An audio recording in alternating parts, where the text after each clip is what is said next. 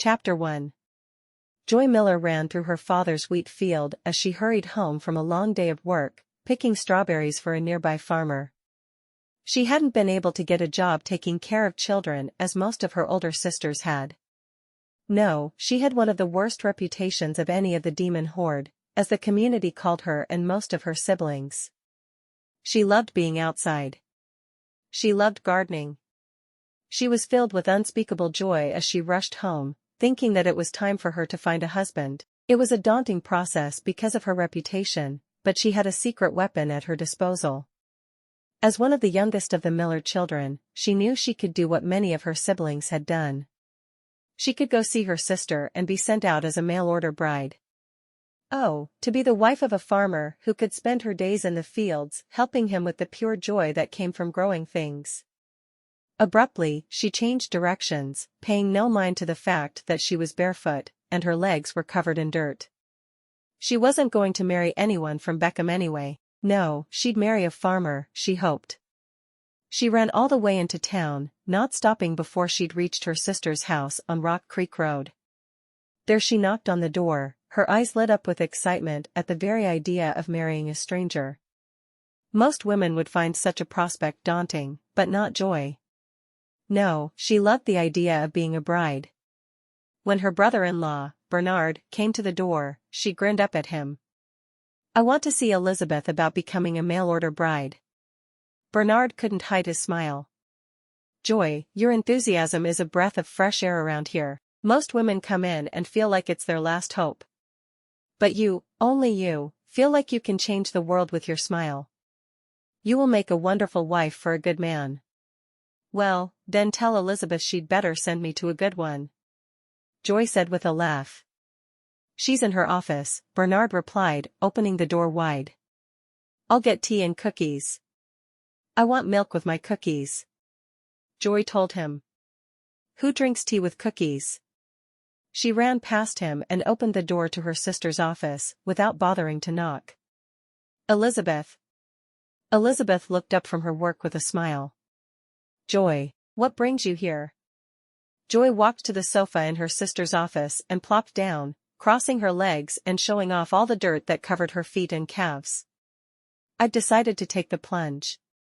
I need a husband." Elizabeth laughed.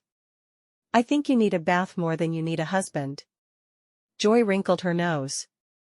"I spent the day harvesting strawberries at the Hunt farm." "I love strawberries." Elizabeth nodded.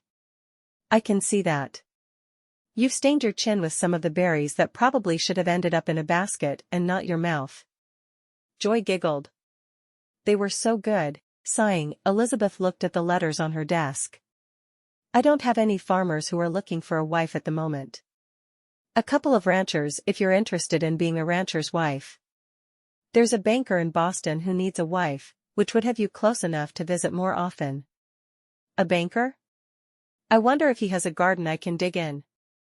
Shaking her head, Elizabeth dug through the letters until she found the one from the banker. "Maybe? Here's his letter. Read it and tell me what you think." Elizabeth was unsure if sending her tomboy sister to marry a banker was the best idea, but perhaps it would work out. Joy was so true to her name that Elizabeth was certain she could bring happiness to anyone. "How on earth are you ever going to fit into Boston high society?" Joy grinned at her sister. "Who says I have to fit in? Maybe Boston's the one that needs a bit of shaking up." Elizabeth chuckled. She handed her sister the letter that had come from the banker in Boston and watched the play of emotions on her face as she read it. Joy's eyes scanned the letter, her brow furrowing as she absorbed the words. Well, she muttered under her breath. Leaning back against the sofa, she couldn't help but laugh. "It sounds like this Thomas could use a bit of joy in his life, doesn't it? Dearest Mrs. Elizabeth Tandy, I am, as you may know, a man of finance. My days are filled with ledgers and numbers, my nights with the echo of ticking clocks and rustling papers. Yet amidst the arithmetic and solitude, there is a longing for companionship, for warmth, for shared smiles and shared life. In seeking a wife, I yearn not just for a partner, but for a confidant and a friend. A woman who possesses not just beauty, but a depth of character. A woman who carries within her the strength of kindness and the courage of compassion. In my position, I am often called upon to entertain clients of a certain social standing. It is here that I seek a woman who can navigate these waters with grace and charm. She should possess the poise to entertain, the wit to engage, and the wisdom to know when to simply listen. Her laughter should fill rooms. She need not hail from the upper echelons of society herself, but she must be comfortable amongst them. I believe, Mrs. Tandy, in your ability to find this woman, a woman who can stand by my side in both the quiet moments and the crowded rooms. A woman who can share in my joys, soothe my worries, and create a home that is not just a place of residence, but a sanctuary of love and warmth. Thank you for your assistance in this deeply personal matter. I await your response with bated breath, hopeful for the future that your expertise may help me build. Yours faithfully, Thomas Worthington. Joy wrinkled her nose as she looked down at her bare feet and the mud caked on them. He'd probably expect his wife to wear shoes, wouldn't he? Elizabeth shook her head. I don't know what to even think of that question, Joy. Of course, you need shoes. And now my floors need swept and mopped after you left your dirt all over them. Joy sighed. I'll run home and tell Ma I'm marrying a fancy banker in Boston. She won't know what to think. You need to write him back. You can't just show up and tell him you're his bride. Well, I guess you could, but it would be better if a letter went first. Joy accepted the pencil and paper her sister offered and wrote a letter of response. She tried to sound less like Joy when she wrote it. She was certain the man wouldn't be happy with a girl who had mud caked on her feet and legs. No, she needed to be more Elizabeth-like. But that made her smile. If Elizabeth could look like a member of the upper class, then so could she. Dear Mr. Thomas Worthington, after reading your letter, I can't help but feel a connection forming. Your words, so eloquently penned, resonate with a sincerity that warms me more than the afternoon sun. You speak of a longing for companionship, and I find echoes of my own dreams in your heartfelt sentiments. I am a simple girl, Mr. Worthington. I find joy in the simple things in life. The rustle of leaves, the crow of the rooster at dawn, and picking ripe fruits. Yet despite my love for these simple pleasures, I am not a stranger to the complexities of life. I understand the importance of your work and the role I would be expected to play. While I may not be versed in the etiquette of high society, I have always believed that kindness, sincerity, and a genuine interest in others are the truly important part of any social gathering. I am confident in my ability to adapt, to learn, and most importantly, to bring a touch of warmth and joy to even the most austere of settings. Your desire for a partner who can stand by your side in both quiet solitude and crowded rooms resonates deeply with me. I believe that every moment, whether filled with laughter and conversation or steeped in silence, holds its own unique beauty. I yearn for a companion who values these moments as much as I do. The prospect of becoming your wife, your friend, your confidant fills me with a sense of hope and anticipation. I am eager to step into this new role, to learn and grow with you, and to build a home that is a sanctuary of love, warmth, and shared dreams. Thank you, Mr. Worthington, for considering me as a potential partner in this journey. Your letter has brought joy to my day, and I look forward to the possibility of bringing joy to your life. Yours sincerely, Joy Miller. Joy read over her letter once before handing it back to Elizabeth, who immediately sealed it. This will go out with tomorrow's post, and hopefully we'll have an answer soon, Elizabeth told her. But in the meantime, I think you need to move in with me, and we'll make you some clothes that will be better suited to being a banker's wife. I have a sewing machine, and we'll get things done much faster here than we would at home. Bernard interrupted then with cookies. Cookies, tea, and milk, he said as he carried them into the room. I have to run home and tell Ma I'm marrying a banker in Boston. Joy said. She took one of the cookies and drank the glass of milk down with one gulp. Thanks for the milk and cookies. You're my favorite brother of all. Elizabeth and Bernard were left staring after Joy as she ran from the house. A banker's wife? Bernard asked. Our Joy. Elizabeth nodded. Who needs a dose of joy in their life more than a banker would, she asked. Just a few days later, Thomas Worthington sat at his desk, going over the day's agenda, when a letter arrived. Frowning at his secretary, he took it and opened it with curiosity. As he read Joy's response, a small chuckle escaped his lips. Well, she certainly has a way with words, he mused to himself. He quickly penned a reply, trying to strike a balance between formality and warmth. Thomas knew he had to make an effort to connect with Joy, even through letters. After all, she was to be his wife now, and despite their unconventional start, he was determined to make it work. As he sealed the envelope with his response, Thomas couldn't help but wonder what kind of person this Joy truly was. He knew there was more beneath the surface. With a newfound sense of optimism, Thomas sent off the letter, requesting that Joy come to him the following weekend. That would give him 10 days to prepare a small wedding ceremony. He could already picture the beautiful woman who would step off the train and see him standing there waiting for her. Would she find him attractive? He hoped she would, because he needed Joy in his life. And now that he'd received a letter from his potential bride, he knew that Joy must always be spelled with a capital J, for she was the one who would bring him the joy he craved. Joy and Elizabeth were working on her third banker's wife dress when Bernard came into the room with a tray of milk, cookies, and tea. "There's a letter for you, Joy," he said, holding out the paper with a smile. Joy stuffed an entire cookie into her mouth, before taking a swig of her milk. She took the letter and read over it quickly. "He wants me there next weekend. He's planning a small wedding ceremony for a week from Saturday, and he'll meet me at the train station." Elizabeth smiled. "I think we can have 3 more dresses done by then. You'll have 5 to start out with. You'll need to find a modiste there as soon as you arrive for more dresses, though." Joy's eyes widened. "I'm a simple girl. I don't need more than 5 dresses." Elizabeth shook her head.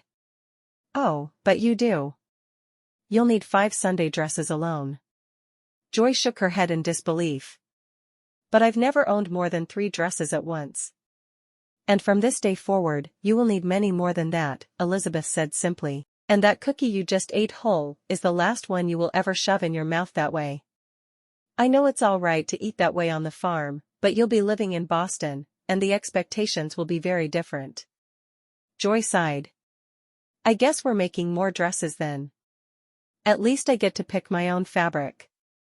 And you'll want to be careful with the fabric you choose as well. No red. Red would surely single you out as a wanton woman. You're going to want subdued colors as a banker's wife. I guess." Bernard grinned at Joy. "Listen to Elizabeth. She does know what she's talking about, Joy." "I guess." Joy took another cookie, carefully taking small bites. "Better?" she asked. "Yes, now if only you'll wait until you've chewed your food before speaking." "But." "No buts. I know we were raised differently, but I'm going to do my best to teach you some manners before you get on that train to Boston." Elizabeth's gaze made it clear she wasn't joking at all. Joy spent the next week learning all she could about acting like a proper lady. The night before she left, she went out into Elizabeth's back garden and sat quietly, praying that she was making the right choice. She knew her life would have to be led in a more stifled way, with how she presented herself to others being of the utmost importance. One last time, she removed her shoes and walked through the plants, carefully pulling weeds. Elizabeth had a gardener, and the man did a wonderful job, so it was hard to find any weeds, but Joy managed. Soon, she'd be embarking on not just her first journey on a train, but she would be changing her entire life, hopefully for the better, but whether it was better or not, it would be a huge change. As much as she was ready to marry and have children, she wasn't sure if she was ready to be tied down to a man who was a banker. Was she making a mistake? She hoped with everything inside her that she wasn't. Chapter 2. Joy clutched the window frame of the rattling train. She peered through the smudged glass, mesmerized by the blur of unfamiliar landscapes that whisked past, a tapestry of greens and browns giving way to the encroaching cityscape. "Bet you've never seen anything move this fast on your farm, huh?" quipped a portly gentleman across the aisle, his mustache twitching with amusement. "Only when the pigs realize it's bath time," Joy shot back. She'd always had a knack for finding humor when she was nervous. As the train pulled into Boston, her grip on the window eased. She smoothed out the wrinkles on Elizabeth's dress. It wasn't Elizabeth's wedding dress, but a formal white dress her sister had worn for some event in town. She'd given it to her to keep, and Joy knew she looked her absolute best. When she stepped off the train, she immediately began looking around her for Thomas, and she wished she had a photograph of him, so she would be able to spot him among the throng of people. Boston was a large bustling city, a big contrast to the small-town feel of Beckham.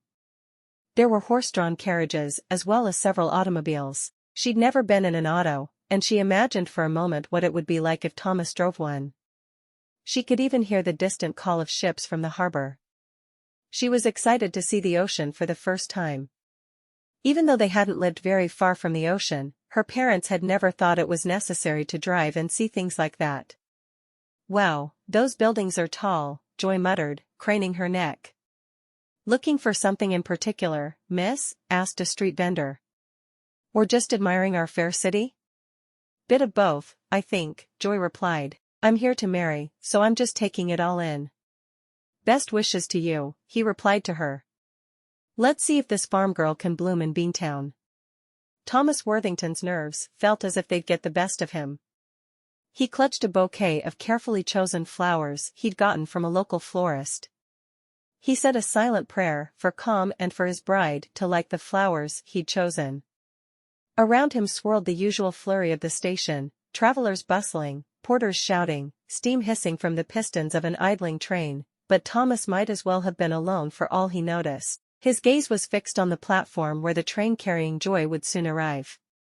When the train finally screeched to a halt and the passengers began to disembark, Thomas held his breath, searching for the face that matched the tintype photograph he'd studied so intently. And then, there she was, Joy Miller. "Mr. Worthington?" she asked. Her eyes were the first thing he noticed. They seemed to be filled with joy. "Her name did seem apartment Miss Miller," Thomas replied, extending the bouquet. "Welcome to Boston." "Thank you so much," Joy said, accepting the flowers with a grin. "They're beautiful." She buried her face in the flowers, with obvious enjoyment. "The church is just this way," he said, offering her his arm. Within moments, they were in front of a congregation of witnesses. "Friends," the minister began, addressing the small gathering in the modest chapel, "we are here to join this man and this woman in holy matrimony." Joy stood beside Thomas, fidgeting slightly under the weight of the lace and silk that felt foreign against her skin. As they exchanged vows, Joy's hands were steady, while Thomas's trembled ever so slightly. When prompted to present the ring, Thomas fumbled with the tiny velvet box, eliciting a giggle from Joy that spread through the room like ripples on a pond. "Sorry, the ring appears to be a tad nervous," Thomas apologized. "Silly ring," Joy teased gently. "I think I've got it," he said, finally sliding the ring onto her finger. "I like the sound of that," Joy admitted, her smile bright enough to light the chapel. "Then by the power vested in me, I now pronounce you husband and wife," the minister declared. "May I kiss the bride?" Thomas asked. "Isn't that why we're all here?" Joy quipped, tilting her chin up. He kept the kiss brief, barely brushing his lips against hers. She caught the back of his neck and pulled him back when he went to pull away. Finally, she smiled up at him. "I think I may like you, Thomas." He led her out to an automobile as well-wishers threw rice at them. She giggled as they left the church, perfectly content with the man beside her. He seemed a little shy, but that was nothing she couldn't handle. On the short drive to his home, she held tightly to the seat, afraid the thing would throw her to the ground. They couldn't speak as it was too loud, and she quickly realized she preferred a horse and carriage. He stopped the automobile in front of a large home with a perfectly manicured lawn. "This is it," he said. She gratefully took his hand to get down from the auto, thinking she hoped she never had to be in one again. They were impractical and very uncomfortable to her way of thinking. When they reached the door, he carried her over the threshold. Inside, he immediately introduced her to his housekeeper, Mrs. Graves, and then to two of the maids. Joy had no idea how many servants he had, but she had a feeling there would be nothing left for her to do all day. What did a woman do when they had no work? He gave her a tour of the large home, and she was surprised to see 5 bedrooms. Why, there was even an indoor water closet, something she'd only seen in her sister's home. "This house will take forever to clean," she said, thinking about the work of simply mopping it. Her sister Elizabeth's home was the largest she'd ever been in, but this one dwarfed it.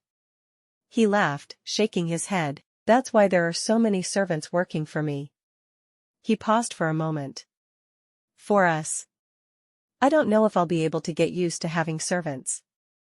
What does a woman do if she's not cooking, cleaning, and gardening all day?" He chuckled. "I'm sure you'll be able to figure it out quickly." Joy wasn't so certain. "It's a beautiful home," she said softly, feeling more than a little overwhelmed. "I'm glad you like it. I had the cook prepare a special meal for our supper tonight, hoping to make the occasion just a bit more memorable for you. I do hope you'll like it. I'm certain I will." He led her to the dining room and pulled out a chair at the foot of the table for her before walking to the head of the table to sit. She frowned. "Why are you sitting so far from me?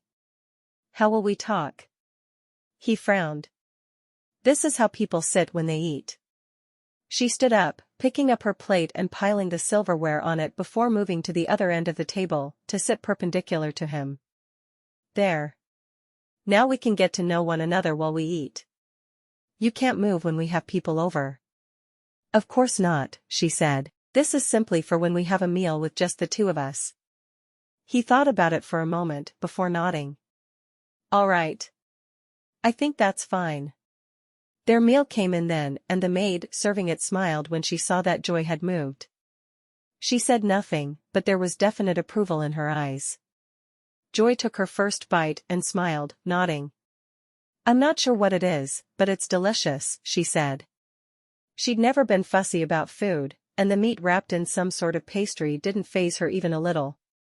"It's beef Wellington," he said. "My favorite dish." "I'll keep in mind that it's a favorite," she said, thinking forward to the time when she'd have an opportunity to cook for him. As they ate, they talked about everything and nothing at all. She was thrilled with how easygoing he seemed to be, and how natural it was to talk to him.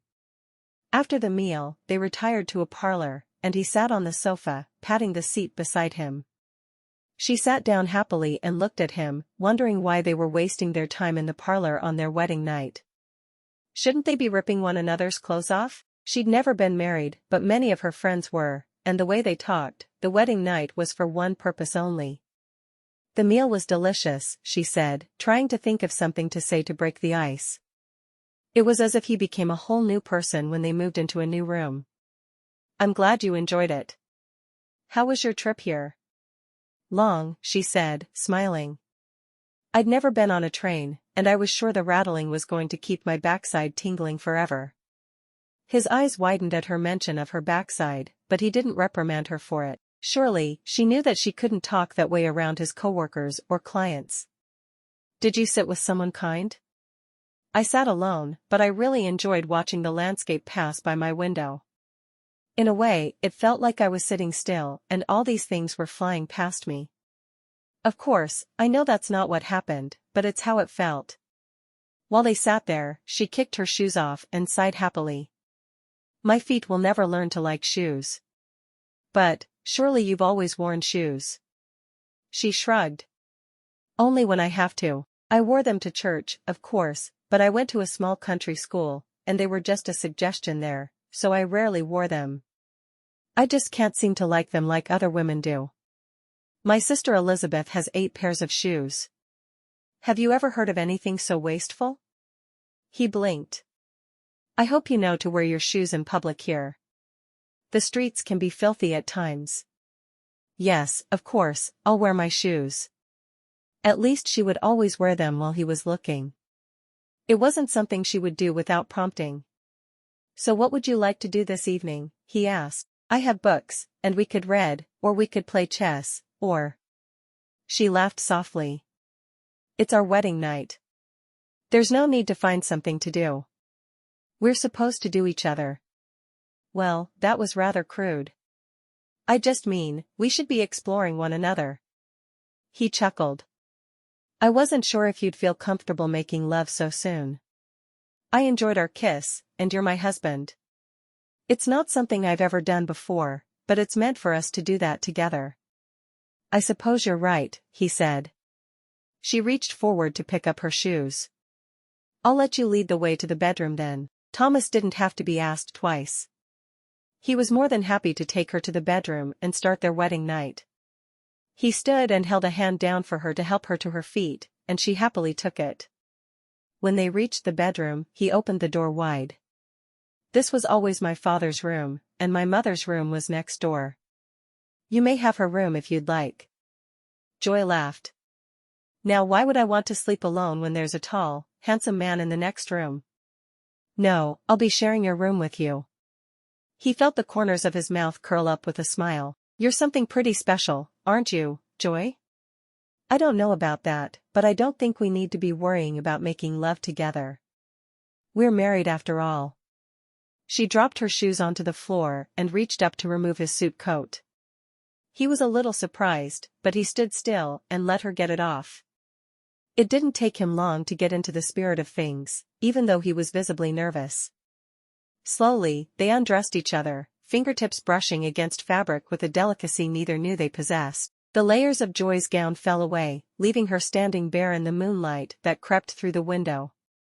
She watched as Thomas's formal attire was discarded piece by piece, revealing the man underneath the banker. Never thought I'd get you out of that suit, Joy teased. Only for you, Thomas replied, pulling her gently toward the bed. As they lay down, their nervousness was palpable, a tangible entity between them. Yet, as their bodies entwined, their lips meeting in a kiss that was tentative at first, then growing more confident, they found a natural rhythm. Afterward, as they lay together, a serene stillness settled over the room. Joy listened to the distant hum of Boston outside their window, a symphony of carriages and late-night revelers, and felt a world away from the quiet of the countryside she'd left behind. Everything all right? Thomas asked, sensing the shift in her energy as she lay pensive beside him. Just thinking, Joy murmured, her head resting on his chest. Big city, big buildings, big changes. Change can be good, Thomas offered, stroking her hair. It'll be good if I can figure this big city out. I'm a country girl at heart. His chuckle vibrated beneath her cheek. My money's on you, Mrs. Worthington. Lying there, with the steady beat of Thomas's heart under her ear, Joy felt a spark of excitement for what was to come, a life filled with love and laughter, and perhaps a touch of the unexpected. Thomas rolled over in bed, drawing the cotton sheet up over his shoulder as he watched Joy's silhouette against the dim light of dawn. She stood by the window, one hand resting on the glass, her posture a mixture of contemplation and resolve. Can't sleep, he ventured, his voice still husky with remnants of sleep. Too many thoughts, she replied without turning, her gaze fixed on the awakening city. Care to share? Thomas asked, hoping she'd rejoin him in bed. Nothing much. Joy finally turned, offering him a smile that didn't quite reach her eyes. Just wondering how we're going to blend my country girl ways with your big city ways, I guess. Thomas patted the empty space beside him on the bed. Come here, let's talk about it. She obliged, crawling back into the warm cocoon of their bed, tucking her head under his chin. I worry we're just too different to make things work, Joy told him as she snuggled up against him. Perhaps, Thomas started, but I don't think we need to borrow trouble. You'll get used to living in the city, and I'm sure we'll be happy. Promise me something, Thomas, Joy said, her tone serious, despite the lightness of their exchange. Anything. Promise me we'll always find a way to laugh, even when things get tough. I will always do my best, he said. Chapter 3. Thomas sat in his office later that day, trying to balance a column of numbers. His mind wasn't on his work. He thought back over the last 24 hours and the woman who had become his wife. His Joy.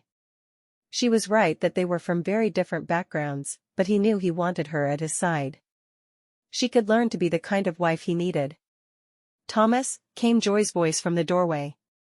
Ah, my dear, I was just contemplating our unique situation, he confessed, gesturing for her to join him. Unique's one word for it, she laughed, perching on the arm of his chair. So, what's the verdict? Am I too much of a wildflower for your manicured gardens? He glanced down and noticed her bare foot dangling in the air. Never, he assured her, his hand finding hers. I was merely thinking about how I might bridge the gap between your world and mine. You mean you'll take off your shoes as well? She asked, grinning at him. He groaned. I was just thinking you should put your shoes on. She laughed. But, I like being barefoot. I was just looking out over the back garden. You need a swing out there, so we can sit and enjoy nature. He shook his head. Are you ever going to let me work? Sure. You have certain hours you can work every day, and I get you the rest of the time. She leaned down and kissed him quickly. Come outside with me. He laughed. I suppose since it's our honeymoon weekend I can do that. I really will be working a lot of hours though. I always have. So, you're going to work a lot, and there are many servants to do all the wifely chores. So, I will. She left her sentence trailing, hoping he would fill in the blanks for her. You'll find hobbies, Thomas suggested. I know. I'll plant a kitchen garden. Then we'll save money by not having to buy everything from the market, Joy said, loving the idea. We don't need to save the money. But it will give me something to do. There's an orphanage in town. You can volunteer. They'd let me garden, wouldn't they? I'm certain they'd encourage it. It will save them money. Then let's go for a walk and you can show me where it is. I'd love to help them out as long as they let me dig in their dirt. And not wear shoes, she added to herself, but he wouldn't have to know about that part of things. Go put some shoes on, and we'll go for a walk then. He shook his head. We've been invited to supper at a colleague's house tomorrow evening. He and his wife want to get to know you. Oh, I'd like that. I like the idea of making friends. Thomas thought about her words while she hurried to get her shoes and put them on. He wasn't sure what his colleague's wife would think of Joy, but he hoped it went well for her. And he hoped she could manage to keep her shoes on. It didn't seem to be her way though. She returned wearing the same shoes she'd worn the day before. They were obviously broken and well. We should buy you a new pair of shoes, he said. Why? Joy looked down at her feet. There's plenty of wear left in these, and if I get new ones, I have to break them in all over again. But you could gift those to the orphanage. I'm sure the orphans don't want to wear shoes any more than I do, she said, grinning at him. Come on. Let's walk. As they walked through the streets, she noticed the smell coming from some of the smokestacks in town. Boston stinks a little, she whispered, not wanting anyone else to hear. He laughed. Between the industry and being right on the ocean, it does at times. Someday, I'm going to take you to Beckham where I grew up. The air is fresh smelling. It doesn't smell like cow manure, he asked, because that's the scent he always equated with the countryside. Well, sometimes, but at least it's a natural smell. Not like the smell of industry. She held onto his arm and did her best to take short steps so she wouldn't outpace him, but what she really wanted to do was run. Perhaps he wouldn't mind if she ran in their garden. Or in a park. People ran in parks even in the city, didn't they? I'm not sure I agree that the smell of manure is better than the smell of industry, but you can believe that if you want. She shook her head. There's manure on the streets of Boston. What's the difference? Our manure is cleaned up. He made no sense to her, so she changed the subject. How far away is the orphanage? About a 5-minute walk from here. About 15 minutes from home. That's not bad. I can walk that every day with no problem. Well, you probably shouldn't commit to every day. Maybe 2 or 3 days per week, she sighed. And what will I do the other 2 or 3 days while you work? You can read books. Sew. Embroider. What did you do before you moved here and married me? I had a job picking strawberries for a while. I just helped with planting or harvesting. Whatever was needed at the time. He frowned. He hated the idea of her doing physical work like that. Didn't she know ladies were delicate? I didn't realize. She nodded. My parents are farmers. Pa grows wheat. We have a couple of cows as well. Some pigs. Chickens. I was raised in the country, planting and harvesting. I enjoy working with plants. I'm sure they will be thrilled to have your skills at the orphanage. I sure hope so, she said. Joy wasn't sure why he had a problem with an honest day's work, when he was a working man himself. It just made no sense to her. He stopped walking and pointed to a large building with a sign in front saying, Foundling Home. Can we go to the door? I want to see if they need help. He nodded reluctantly. We can do that. Already he was seeing that his new wife, while she brought him much joy, was going to cause him some trouble. She was determined to be busy all the time. The women he knew were content to spend their time reading novels. They walked to the door, and Joy knocked enthusiastically. An older woman, with a spreading middle, came to the door and peered out. Oh, good. I was worried you were dropping off a child. Joy shook her head. No, I'd like to know if you need help. The woman looked Joy up and down. You look too fancy to work here. Joy laughed. Trust me, I'm not. I'd love to help you garden or really do whatever you need. My husband and I married yesterday, you see, and he thinks I should sit around doing nothing all day while he works. I'm Mona Graves. And you are? I'm Joy Miller, Joy Worthington. I'm going to get used to my new name. Soon. Mrs. Graves laughed. Well, we'd be happy to have you, Mrs. Worthington. Our volunteer who usually works with the garden is off having a baby, and she doesn't plan to come back. We'd be happy to have your help. Joy clapped. Oh, that's wonderful. Is it already planted? Or do I get to do that? It's planted. Come, and I'll show you. Thomas stood for a moment, feeling like the women were already fast friends. He could do nothing but tag along behind them. When they reached the garden, Joy talked about everything that needed to be done. I need to weed all the vegetables. Oh, I love to weed. Will there be children who can help me, or will I be on my own? Mrs. Graves smiled. Well, we can do it either way. Have you worked with children before? I'm the 14th of 16 children.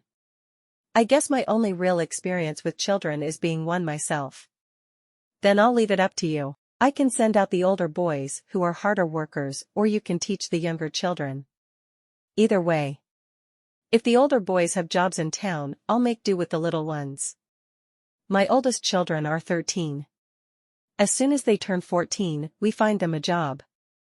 The boys go work in factories, and the girls usually go to textile mills. Joy frowned. That's sad. They should be allowed to be children longer. Mrs. Graves nodded. I feel the same way, but there's no room for little ones if we keep the older ones. I see, Joy said, but she still felt sad for the children. I'll be back in the morning, and we'll get some of the garden taken care of. I can work every day until it's caught up. Thomas cleared his throat. I would prefer you only commit to 3 days per week at most. Then I'll promise to be here 3 days per week, and I'll do my best to come the other 2 days as well. Will that work? Mrs. Graves laughed softly. I'll take any hours you have free and are willing to give me. The children will all be pleased to have the fresh food. I'll see you in the morning. Bright and early. Thomas cleared his throat again. I go to work at 8, then I guess I'll be here at 8:15. But that's not very early. I usually start working right after sunup. Mrs. Graves held her hand out to Joy. Any hours you can give me. Thank you again. As Joy and Thomas walked back to the house, Thomas looked at Joy. You seem to want to do just the opposite of what I say. Did your mother not teach you that it's a woman's place to obey her husband? She told me that, yes. And then she winked at me and told me that if my husband told me to do things that made sense, then I should be obedient. Thomas shook his head.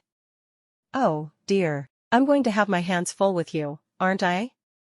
She clutched his arm tighter and rested her head on his shoulder for a moment. You are. But it's going to be wonderful anyway.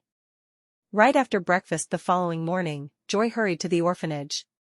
She wore one of her older dresses that was more suitable for working in the garden than her new fancy ones, and as soon as she arrived at the orphanage, she pulled off her shoes and socks and left them beside the back door. For older boys had been sent out to work with her, and she taught them all exactly what she wanted them to do, explaining how to tell the difference between the tomato plants and the weeds that were woven through them.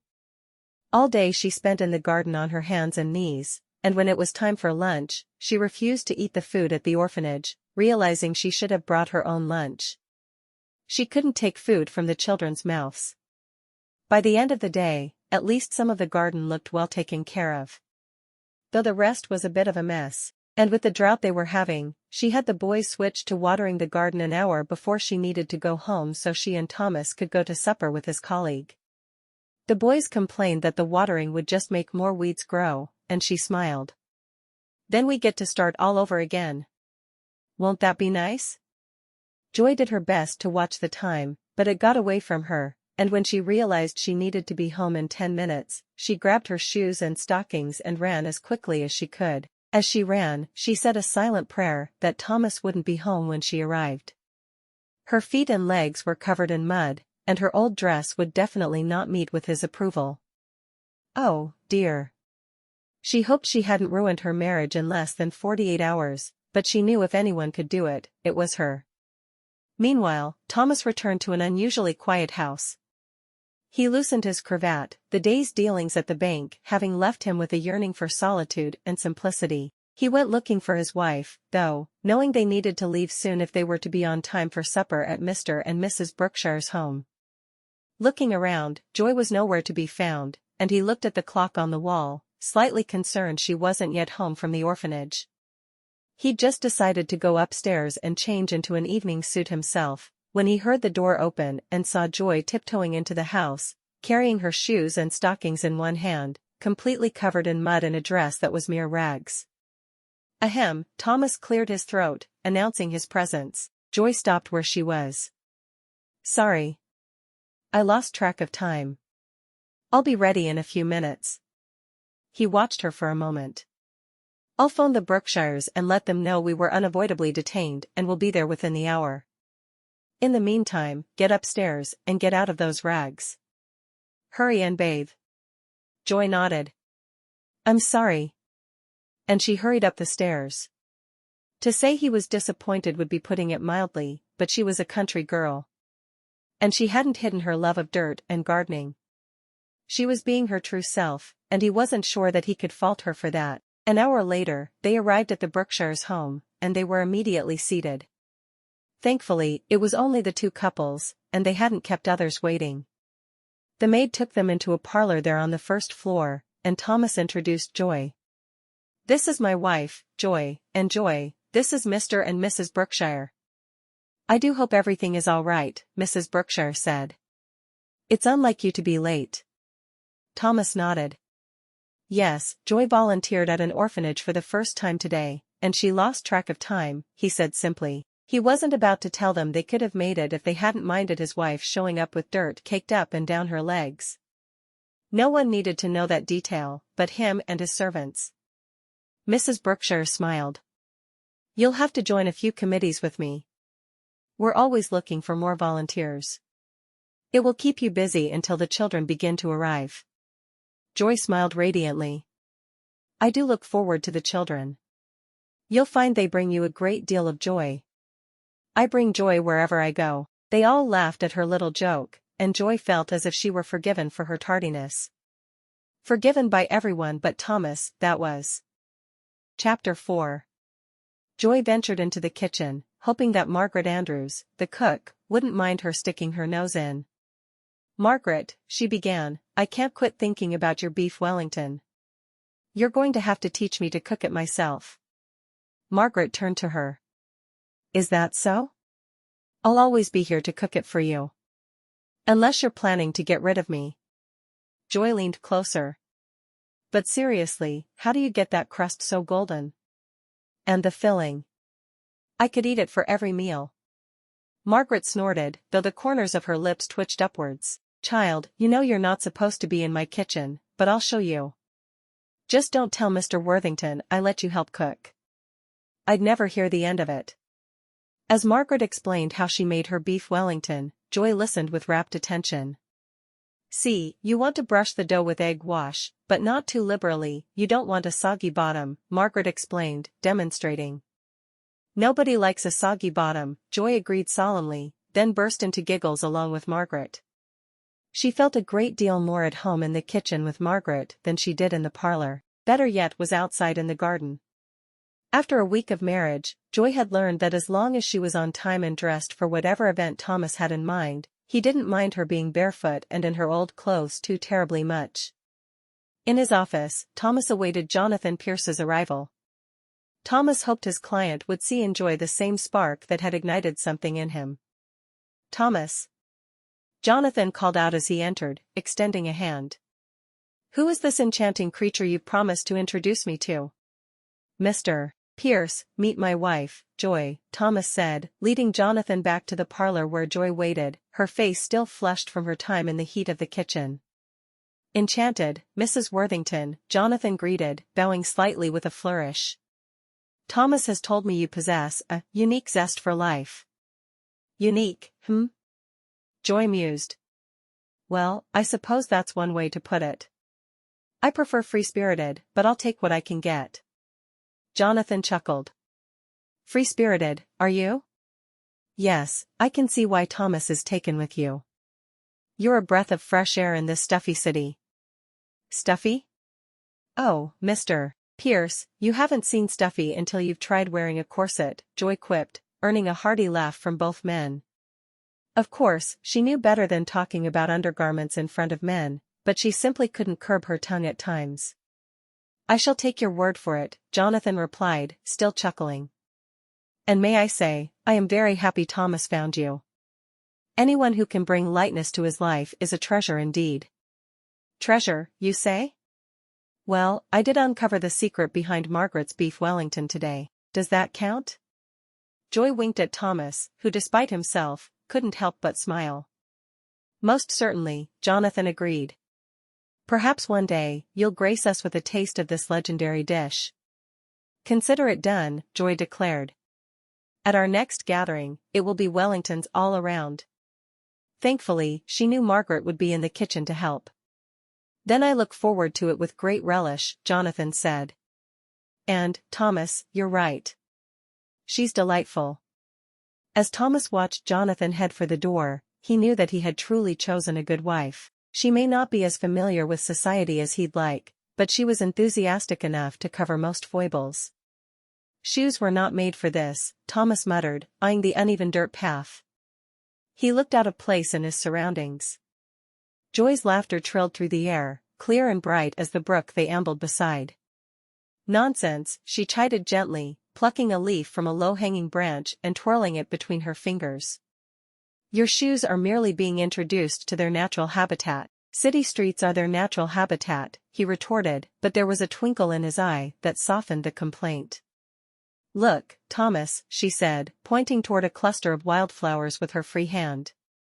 The lady slipper orchids, they're so beautiful. He peered at the blooms, their rich pink petals, curving gracefully. I suppose there is a certain charm to them, he conceded. Nature is the grandest of teachers, Joy mused, pausing to let a butterfly settle on her extended finger. It asks for nothing yet offers everything.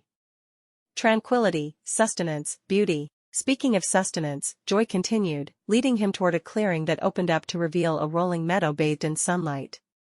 I've prepared a surprise. She unfurled a checkered blanket onto the ground and began unpacking a wicker basket.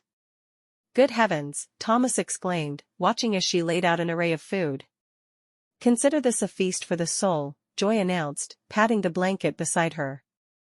And for the stomach, naturally. Thomas settled down beside her. As he took a bite of a sandwich, he realized how different this was from the stilted luncheons he was accustomed to. Delicious, he admitted, reaching for a plump strawberry next. Its sweetness burst upon his tongue, unadorned and perfect. Is this going to be a weekly thing? Or just this once? Joy watched, a soft chuckle escaping her as Thomas's eyes widened with each new taste. Weakly, she said with a grin. I think there's a certain charm to eating with your hands, I prefer it. I suppose, Thomas replied.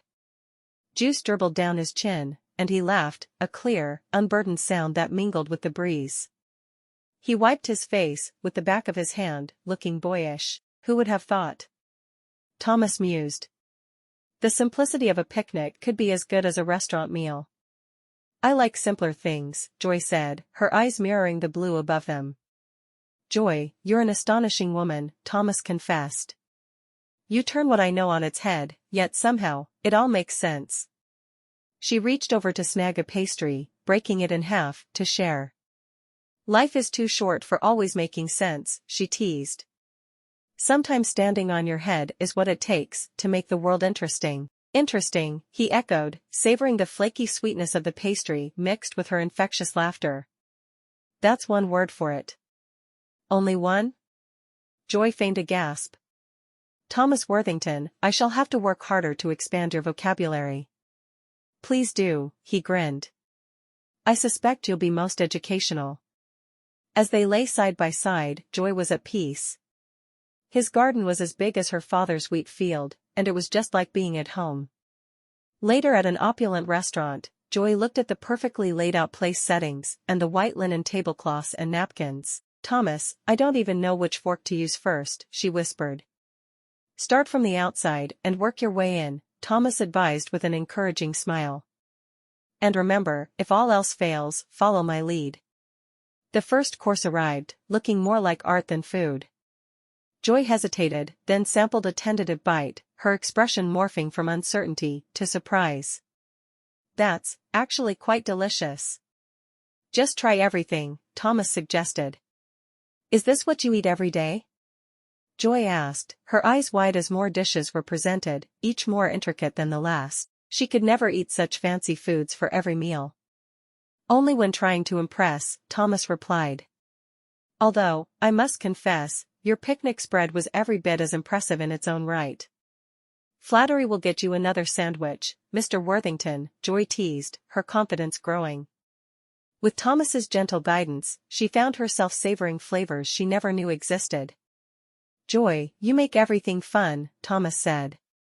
To new experiences and the company that makes them unforgettable. I'll do my best to bring all the joy I can to your life, Joy said. In that moment, surrounded by the sophisticated elegance of Boston's elite, Thomas realized that true joy, his joy, could turn any situation into an adventure. After dinner, Thomas gave Joy 2 pieces of paper. What are these? She asked. We're going to the theater this evening, he said. I thought it would be a nice change from all the work you do with the orphans. The theater was a marvel of velvet and gold. As they settled into their plush seats, Joy glanced around, wide-eyed. Is it always this grand? She whispered, leaning close to Thomas so only he could hear. Only on nights when I bring someone special, he replied. The curtain rose, and the stage came alive in a whirlwind of drama and comedy. Joy found herself swept up in the story, her laughter ringing clear and bright one moment, her hand clutching at Thomas's sleeve the next, as tears threatened to spill. Did you see that? She gasped during intermission, animated by the spectacle. The way he professed his love, it was both ridiculous and beautiful. Ridiculous but beautiful seems an apt description for many of life's best moments, Thomas said, grinning at her. Days later, Joy entered the grand ballroom on Thomas's arm. The chandeliers cast a warm glow over the sea of high society, each member more finely dressed than the last. Joy shook with nervousness. Remember, just be yourself, Thomas whispered. Easy for you to say, Mr. Bank President, she teased back. But as they mingled, Joy's natural charm shone through. Have you heard the one about the farmer's daughter and the traveling salesman? Joy began, and soon, peals of laughter erupted from the group gathered around her. Through the crowd, Thomas watched, his heart swelling with pride. Joy had bridged the gap between worlds, turning skeptics into admirers. Seems you've stolen the spotlight, Thomas commented later. Only because I had an excellent guide, Joy replied, her hand finding his. I didn't expect making friends in Boston to be quite so exhilarating. Nor did I anticipate enjoying their company so thoroughly, Thomas admitted. You've turned my world upside down, Joy, in the best possible way. And there's no one I'd rather be topsy-turvy with than you, Mr. Worthington, Joy said, her laughter echoing throughout the ballroom. Thomas led Joy into the heart of the bustling marketplace. Stalls upon stalls stretched before them. Good heavens, Joy said, her eyes wide with wonder. The stalls were all multicolored and seemed to blend into one another, creating confusion. Quite the artist's palette, Thomas agreed, chuckling at her. His gaze followed her every move as she flitted from one vendor to another. Look at these, Joy exclaimed, pointing to a heap of plump strawberries. She inhaled deeply, closing her eyes. Freshly picked this morning, the vendor boasted. Sweet as the summer sun itself. May we? Joy asked, glancing at Thomas for permission. By all means, he said, nodding. The vendor handed them each a strawberry, and together they bit into the ripe fruit, its sweetness bursting on their tongues. Divine, she sighed, her voice a song that mingled with the chatter around them. Absolutely, Thomas replied. They wandered past stalls draped in fabrics of silk and linen, their fingers brushing against the cool, soft textures. Joy paused to admire a bouquet of wildflowers, their vibrant hues dancing in the light breeze. Wouldn't these look splendid on our dining room table? She mused aloud. Only if you promise not to outshine them, Thomas quipped, earning a playful swat on the arm. Flatterer, Joy teased, but she accepted the flowers with a smile. As they returned home after another joggling ride in the automobile, Joy carried her flowers into the house and put them in a vase before standing back to admire how they looked. If only I could bring all of the outdoors inside. Our house would be the most beautiful home in all of New England. He chuckled, shaking his head. You bring joy with you wherever you go. Your parents named you well. She laughed. They didn't say that when I was a child. Believe me. You weren't always happy as a child? She shook her head, taking his hand and pulling him to the parlor with her where they could sit and talk. Her feet hurt from all the hours she'd worn shoes, and she couldn't wait to take them off. In my town, they called my brothers and sisters, and me, the demon horde, because we were always playing tricks on people. Or doing other things no one approved of. His eyes widened. Like what? Oh, the usual, snakes in the teacher's desk. Tying a rope to the back of the outhouse, and when she goes inside, pulling the building over. Frogs were a favorite. I remember one time we caught 100 frogs.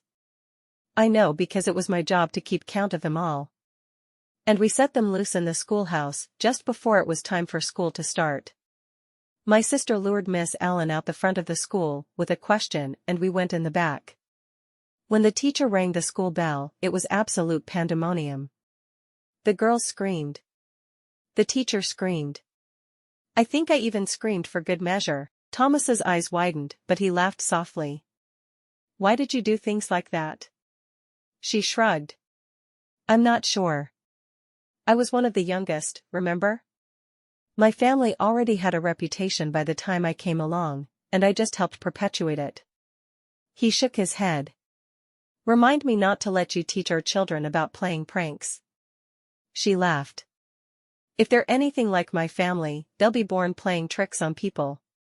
We used to throw rotten apples at people who drove by our farm.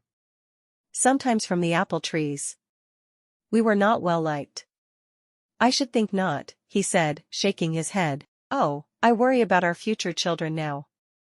Oh, you can wait until I'm expecting to start worrying about them. I don't mind. He chuckled as she leaned down and took her shoes off, wiggling her toes. Are you going to make my children wear shoes at least? To church, she said, winking at him. I can just see them all in little banker suits and no shoes. Won't they be adorable? He sighed.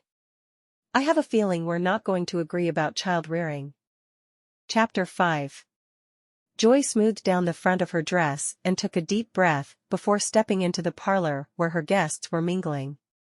They were doing a sale of donated artwork for the orphanage, and all of the city's elite were there. She spent most days working for a charity, and many of her nights were filled with trying to raise money for different charities.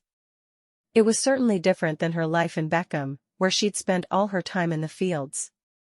"Ah, Mrs. Worthington," a voice called from across the room. "You look positively quaint this evening." Quaint was not quite the compliment she had hoped for, but Joy beamed regardless, turning to face Jennifer Collins. The other woman wore a gown that shimmered with every step she took, and her nose always seemed to be tilted upward. "Thank you, Mrs. Collins," Joy replied. "I do believe quaint suits me just fine." "Indeed," Jennifer said. "But tell me, darling, have you managed to master the art of the waltz since our last gathering? Or will you be sending all the other dancers running for the hills again?" Joy's jaw dropped a bit in shock that someone would be so outrightly rude to her, and she noticed then that many others were listening intently as they waited for her response. "Mrs. Collins, you are too much," chuckled a gentleman nearby. "Simply observant, Mr. Harcourt," Jennifer replied. "We all have our charms, but some, it seems, are more suited for runs through the parks than ballrooms." Joy felt her cheeks flush. She excused herself, weaving through the throng of guests, toward the quiet sanctuary of the balcony. "Suitable for runs through the park indeed," she muttered under her breath. "I wonder how she'd react if I challenged her to a foot race." The mere thought of the older woman doing anything that even resembled running made her feel a bit better. She would certainly look a great deal more awkward than Joy did when she was trying to dance. Her thoughts drifted to Thomas, who would no doubt chuckle at the absurdity of it all and whisk her away for a midnight stroll. "Suitable for running," she repeated, allowing herself a small, triumphant smile. "Perhaps I'll have them all over for a scavenger hunt and a picnic in the back garden. I'm certain none of them have done anything so physical." Thomas Worthington did everything he could to stay calm as he approached Jennifer Collins. Thomas's focus was sharp, his intent clear. "Jennifer," Thomas began. "Might I have a word?" Jennifer turned, her expression one of practiced ease, a delicate eyebrow arching in curiosity.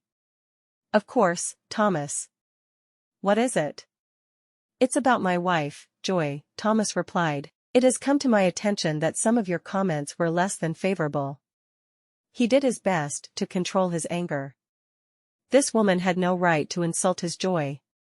"Thomas," Jennifer sighed, "I'm simply concerned for our social circle." "Concern is one thing," Thomas retorted.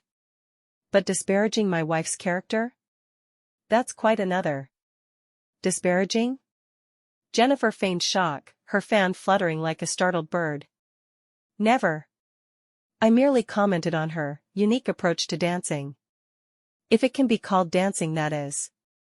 "Unique," Thomas echoed. "Joy has many qualities that are more important than dancing.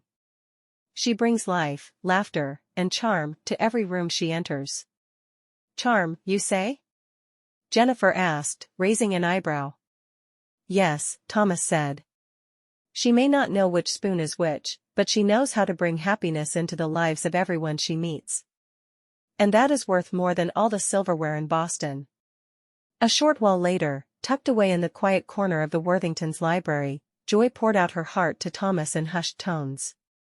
"Thomas," she whispered. "I overheard what Jennifer said.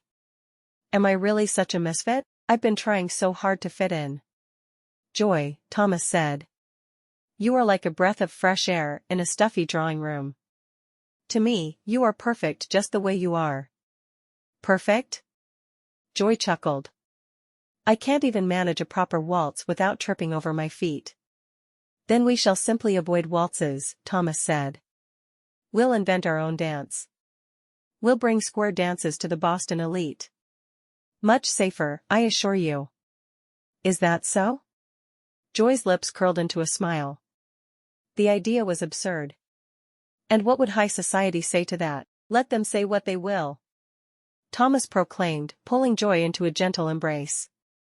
"We'll be too busy enjoying our picnics and midnight strolls to hear them." "Picnics and midnight strolls?" Joy mused. "Why, I don't believe we've gone on a midnight stroll yet." "Well, I don't have to work tomorrow, so after everyone is gone, we'll go for a midnight stroll." "It'll be hard for you to be up at dawn after that though," he warned with a grin. "I can do it." "You have no faith in me." "I have all the faith in the world for you." She took a step forward into his arms and pressed her lips to his. Thank you for believing in me, even when I can't seem to believe in myself. The grand hall of the Boston Charity House teemed with the city's elite, a sea of extravagant gowns and tailored suits. Joy and Thomas navigated through the crowd, Joy's simple silk dress a contrast to the dresses those around her wore. Are you sure about this? Joy whispered. Absolutely, Thomas replied. Anytime they make you feel uncomfortable, just think about how they would look running through the grass with mud caked on their feet. You could outrun anyone in this room. As the evening wore on, Joy found herself enveloped in laughter and genuine conversation. Thomas, Joy said later, a twinkle in her eye as they watched couples whirl across the dance floor, do you think they'd mind if we danced the Massachusetts stomp instead of the waltz? Only one way to find out. With a mischievous grin, Thomas led her to the center of the floor. Their steps were much different from the others there. They were joyful skips and playful hops, a dance all their own. The room fell silent for a moment, then erupted into cheers and clapping, others joining in the unconventional frolic. Joy, Thomas laughed, you managed to make everyone happy. Jennifer Collins watched from the edge of the room, her champagne flute poised idly at her lips as Joy Worthington captivated yet another circle of Boston's elite. There was an undeniable sincerity in Joy's eyes. For some reason, Jennifer felt a modicum of respect for the girl. Goodness, Jennifer murmured to herself, am I actually admiring her? As if on cue, Joy burst into her infectious laughter, the sound rippling through the crowd. Jennifer felt the corners of her mouth tug upwards. She forced her face into a frown. She didn't care if everyone else in town was falling under the girl's spell. She wasn't going to admire her in any way. Enough of this, she whispered with newfound resolve, setting down her drink. It was time for her to step out of the shadows of doubt and into the light of humility. Mrs. Worthington? Jennifer approached. Joy turned, her smile not leaving her face. Mrs. Collins. How lovely to see you. Did you enjoy the caviar? I've heard it's positively divine. Not that she would try a bite of the nasty stuff herself. Actually, I wanted to speak with you, Jennifer said. She took a deep breath. I owe you an apology, Joy. I fear I've misjudged you quite terribly. Apology? Joy tilted her head slightly, a lock of brunette curls tumbling over her shoulder. Whatever for? Your lack of social graces, Jennifer admitted. But I see now that it's not a lack at all, it's a breath of fresh air in this stifling parlor of pretensions. Joy blinked, then her face creased into a warm smile. Well, thank you, Mrs. Collins. That's very generous of you to say. Please, call me Jennifer, she offered, extending a hand not just in greeting but in friendship. And may I support you in any way possible? Of course, Jennifer. The handshake was firm. And I must say, your candor is rather refreshing too. Perhaps we're more alike than different, Jennifer ventured. Maybe so, Joy agreed, her eyes full with humor. Now, tell me, have you ever danced the Massachusetts stomp? Jennifer chuckled, the sound surprising even herself. I can't say that I have. Then you simply must join us, Joy exclaimed. It's all the rage in my garden. Lead the way, Jennifer replied. Together, they joined the throng of dancers, their steps unpracticed but their hearts lighter than they'd been all evening. As Thomas drove the automobile home that evening, Joy was still surprised by Mrs. Collins's about-face. What do you think came over her to be kind to me instead of simply carrying on as she had been? Thomas shrugged. Perhaps she could see that others genuinely like you. She's never been one to be opposing the group as a whole. Maybe, Joy wasn't so certain. I'm glad the evening is over though. I think we should go for a midnight stroll in the garden. He laughed. Every time we go to a big event now, you think we need a midnight stroll. She smiled. I need to be in nature after I've spent so much time with strangers who think they're better than everyone else. He frowned. You think my friends all think they're better than everyone else? She sighed. I shouldn't have said it that way, but it does feel that they look down on me at times, as if I'm a fish out of water, and I must make everyone laugh to pay for my admission. Oh, that isn't fair. I'm sorry I said anything. Thomas stared straight ahead for a moment after parking his automobile. Do you really feel that way? Sometimes, she said softly. I will see people that I know through you as I'm on my way to the orphanage, with my old clothes on, and my hair pulled out of the way with a scarf. I'll greet them, but the women, well, they move their skirts out of the way as if they're afraid that my touch will contaminate them in some way. It's like I'm acceptable if you're with me, but on my own, well, I'm no better than the orphans I work with. She shook her head. I said that wrong. I don't believe I'm better than the orphans, but I don't believe the orphans or I am less than your friends either. But you believe my friends see you as less? He asked. I do. He frowned. My world is very different than the one you grew up in, but I don't see it as any worse or any better. But you were raised in the life you live in. You've always lived in a fancy house and dressed immaculately. I was raised on a farm, and the clothes I wear to work at the orphanage that we now call my rags were my regular clothes just a few months ago. Will our children be considered less than your friends, because they are mine as well as yours? You're imagining things. No one really treats you as lower than them. I've never seen that happen. Whether you've seen it or not, it does happen. But it's all right as long as I can spend some time outside after a night with them. I replenish my soul by standing in the garden. He laughed softly. You replenish your soul, do you? She nudged him with her shoulder, silently chiding him for making fun of her. Let's go stroll in the garden then. Thomas was still thinking about what she'd said about his friends looking down on her. He didn't seem to be losing any clients over her, so he shouldn't worry too much, but it was definitely something to think about. Once in the house, she went straight to the parlor and removed her shoes and stockings. I'm ready. He shook his head. What about your dress? It's going to get dirty. She shook her head. I know how to walk like a lady, she said. She stood and walked down the hall toward the back door, one hand holding her dress up off the ground, showing her shapely calves. Don't walk like that around other men, he said, watching her. No one gets to see your legs but me. She laughed. At home, I sometimes wore my brother's old breeches, so I didn't have to worry about getting my skirts dirty. You didn't. He knew some women were taking to wearing pants these days, but it had never occurred to him that she was one of them. I did. And I'm not even ashamed of it. She turned abruptly, stood on tiptoe, and kissed him. My ma wasn't impressed, I'm afraid, but I did it anyway. Skirts get in the way when you're harvesting. You, my dear, are just too wild for me. I may have to find myself a nice, simple lady to settle down with. She shook her head. Try it. I'll fight her for you. His laughter rang throughout the house. Is that so? It is. I'm not giving you up, Thomas. We belong together. Do you think so? He asked. She nodded emphatically. You like to laugh. I like to make you laugh. You like to wear pants. I like to wear pants. See? We belong together. He put his arm around her as they walked toward the door again. I think I'm going to need to build you a gazebo in the middle of our garden. That way you have somewhere to be when it rains, and you're too stubborn to come inside. She giggled. I have been known to stay out in the rain. He sighed. I should have sent you a questionnaire before I agreed to marry you. Question number 1, are you smart enough to come in out of the rain?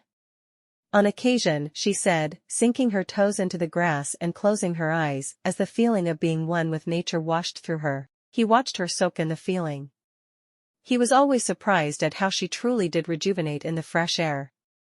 He'd heard that some women felt that way when they were around or near water, but never just being outdoors. Of course, he'd not married just some woman. He'd married Joy, and she had brought him her namesake.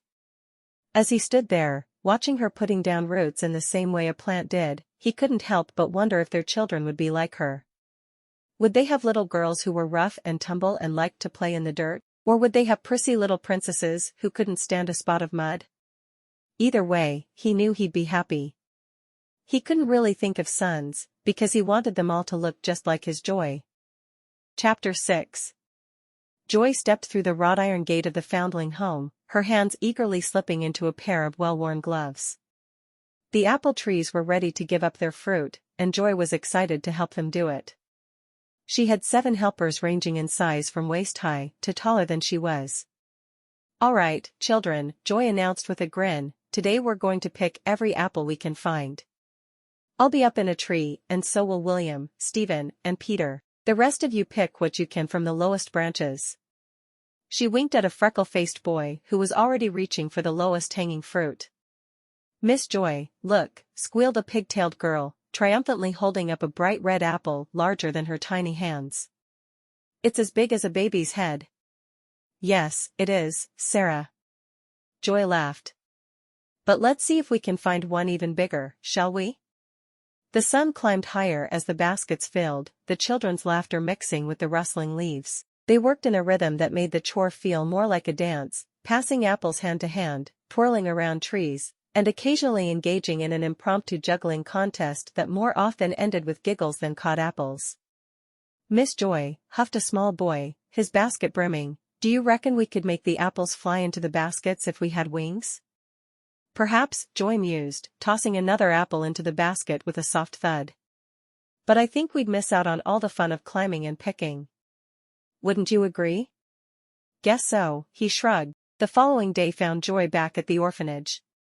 She had her shoes off, her sleeves rolled up, and her apron was splattered with what seemed to be more applesauce than what was in the pot.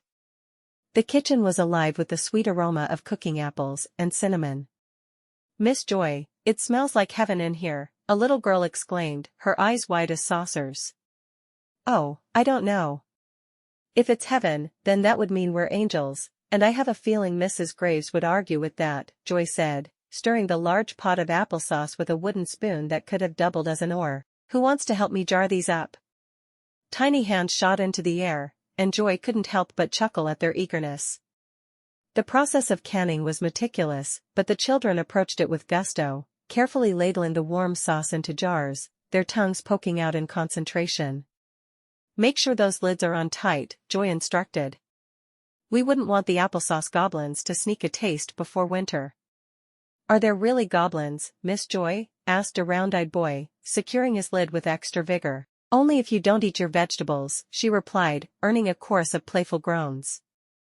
As the last jar was sealed, Joy stood back and admired their handiwork, rows of gleaming jars ready for the shelves in the cellar. She shared sticky hugs with her little helpers, their faces glowing with pride. "Thanks to you all, we'll be tasting summer long after the snow falls," Joy said. The following day, Joy returned to the orphanage with a basket of threads and needles. The chatter of children filled the air as she entered the common room, now transformed into an impromptu tailor's workshop. She and Mrs. Graves needed to teach the children how to mend their own clothes, so they could get them ready for school, to start in a few days. "Miss Joy, does this look straight?" asked Tammy, holding up her not quite evenly hemmed shirt with a hopeful grin. "Almost as straight as a ruler," Joy teased, before helping to adjust the stitches. Laughter bubbled amongst the children, their small fingers diligently working to keep pace with her. "Miss Joy, you sew faster than a squirrel gathers nuts," proclaimed little Annie, her eyes alight with admiration. "It comes from lots of practice. I never had a new dress until I came to Boston. I always had to take in the seams on my sister's old dresses so they'd fit me," Joy explained, threading her needle with another swift motion. When she got home that afternoon, Thomas was waiting for her, and he didn't look happy. "Joy, my dear," Thomas began, "we need to talk." "All right.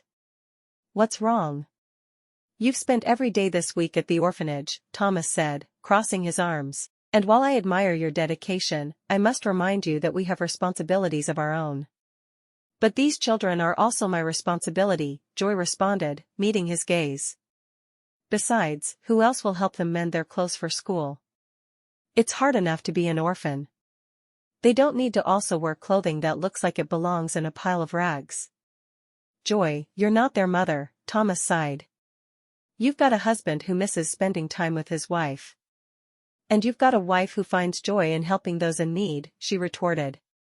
"Surely there's a compromise to be had." "Perhaps," Thomas conceded.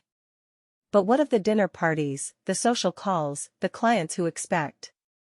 Thomas, Joy cut in, I work hard to make sure I'm home for all the things you need me for. Surely you understand that the children will be starting school in a few days, and things need to be done immediately to get them ready.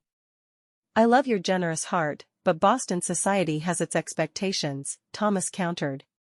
Then let Boston society learn a thing or two about unexpected joys, Joy declared. What do you say, Mr. Worthington? Shall we shake up the world together? Shake up the world? Thomas mused, finally allowing a full smile to grace his lips as he looked into her bright eyes. With you by my side, Joy, I believe we just might.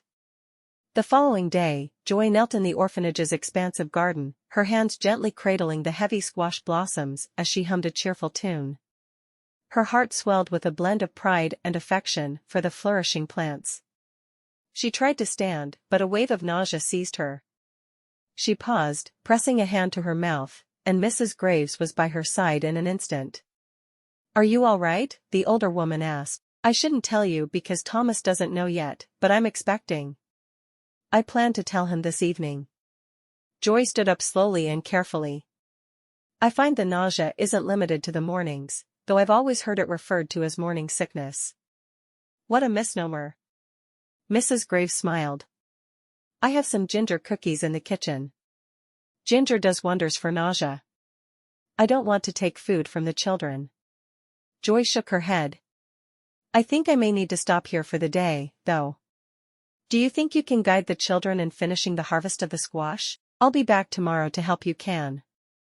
Mrs. Graves nodded. Yes, of course. Go home. But don't forget your shoes this time. Joy laughed. I hate shoes. If Thomas wasn't so insistent that I wear them, you would never see me in them in the summer. You're just like the children. I swear little Andrew has lost his shoes 15 times this summer. I find them all over the garden. I knew I liked Andrew, Joy said, smiling. She pulled her shoes on and tied them quickly. I'll be back tomorrow. I don't know what we ever did without you, Joy. By the time she was home, Joy was feeling sick again. She went into the parlor, removed her shoes, and put her feet up. Her feet were covered in dirt again, but she couldn't do anything about it with how she was feeling. Thomas found her there an hour later when he returned home. Are you unwell? He asked, obviously surprised to find her inside. Actually, Joy began, her eyes dancing with secrets, I believe I'm expecting something that will keep me unwell for a few more months. Expecting? Thomas echoed. You mean? A child, Thomas. Joy's face glowed with happiness, our own little sprout. Thomas gaped at her for a moment, obviously thrilled. A child, he exclaimed. Oh, this is wonderful news. But you must rest, no more gallivanting off to orphanages or tending gardens. You'll stay home where it's safe. Safe and sound like a winter apple, eh? Joy teased, though her heart sank at the thought of being confined. But the children were fine before you started helping there, and will be fine when you stop, Thomas insisted. Thomas, I'm not some weak woman who can't work, she protested. I will lose my mind if I stay inside, and you know it. Thomas knew arguing with Joy was pointless. With an affectionate shake of his head, he relented. Just promise me you'll be careful? I wouldn't do anything to risk our child, she said. She stood up and put her arms around his neck. We're going to have a baby. He laughed, wrapping her up in his arms. I couldn't be happier. The next day, true to her word, Joy supervised the children at the orphanage as they gathered tomatoes. A small army of eager hands plucked the ripe fruit, each child competing to see who could pick the most. Careful with the squashes, Johnny, they bruise easier than your knees, Joy said. Like this, Mrs. Worthington? Mary held up a perfectly selected squash for inspection. Perfect, Joy praised. It was hard for her to watch the children work without helping, but even Mrs. Graves expected her to sit on a blanket and watch the harvest without helping. After the harvest, Joy returned to the orphanage kitchen, sleeves rolled up and apron donned, ready to tackle the mountain of produce. Watch the fingers, Samuel. We're making tomato sauce, not finger stew, Joy quipped. With each jar sealed and labeled, Joy felt a sense of accomplishment. As much as she knew Thomas wanted her at home, she felt so much love being there at the orphanage. It was hard to leave the children. When she got home a few hours later, she was excited about all they'd accomplished, explaining what they'd done that day to Thomas. Perhaps our little one will inherit my love for gardening. Or for bending rules, Thomas responded, arms folded and an amused smile playing on his lips. Only the ones that need a bit of flexibility, Joy replied. Thomas paced the length of the parlor, hands clasped behind his back and brow creased in a tight frown. The grandfather clock in the corner ticked away with maddening precision, each second a sharp reminder of Joy's absence. He'd all but begged her to stay home more, especially now with their child on the way, but it seemed his words evaporated like morning mist against her resolve. Joy, he began as soon as Joy breezed through the door, her cheeks flushed with a telltale rosy hue from her day's exertions. We need to talk about your activities. Thomas, you worry too much. Joy laughed. The children needed me at the orphanage. I need you too, Thomas interjected. My clients require attention too, attention I cannot give when I'm fretting over whether my wife will grace us with her presence or not. Ah, but I am here now, am I not? Joy countered with a playful smile. Before he could formulate a response, the doorbell rang, its chime echoing through the house like an indictment. Thomas glanced at the clock, his shoulders sagging, a full half-hour early. He waved for Joy to hurry upstairs, to get ready as he walked toward the door and his clients. Mr. Applebottom, Mrs. Applebottom, welcome, Thomas said, extending his hand as he led the couple into the parlor. Please forgive us. My wife is still preparing. I assure you she will be down soon. Preparing? Mr. Applebottom's brows rose in thinly veiled surprise, his gaze lingering on the staircase as if expecting Joy to appear in a flourish of skirts and apologies. An unexpected delay at the orphanage where she volunteers, Thomas explained. You know how these charitable endeavors can be. Indeed, Mrs. Applebottom replied, her tone as crisp as the lace at her throat. One must always prioritize, Mr. Worthington. Especially in times such as these. Absolutely, Thomas agreed. The minutes stretched, filled with idle chatter about business and the weather, all the while Thomas listened for the sound of Joy's footsteps. Finally, he heard her footsteps on the stairs. Mr. and Mrs. Applebottom, Joy greeted, her voice infused with warmth as she extended her hand. I do apologize for the delay. The day ran away from me, as they often do when there's work to be done. Work? Mrs. Applebottom repeated, the word hanging between them. Yes, I do enjoy being busy, Joy said, turning her smile to Thomas. My husband has told you of the children at the orphanage? I find it so rewarding to spend my days there with them.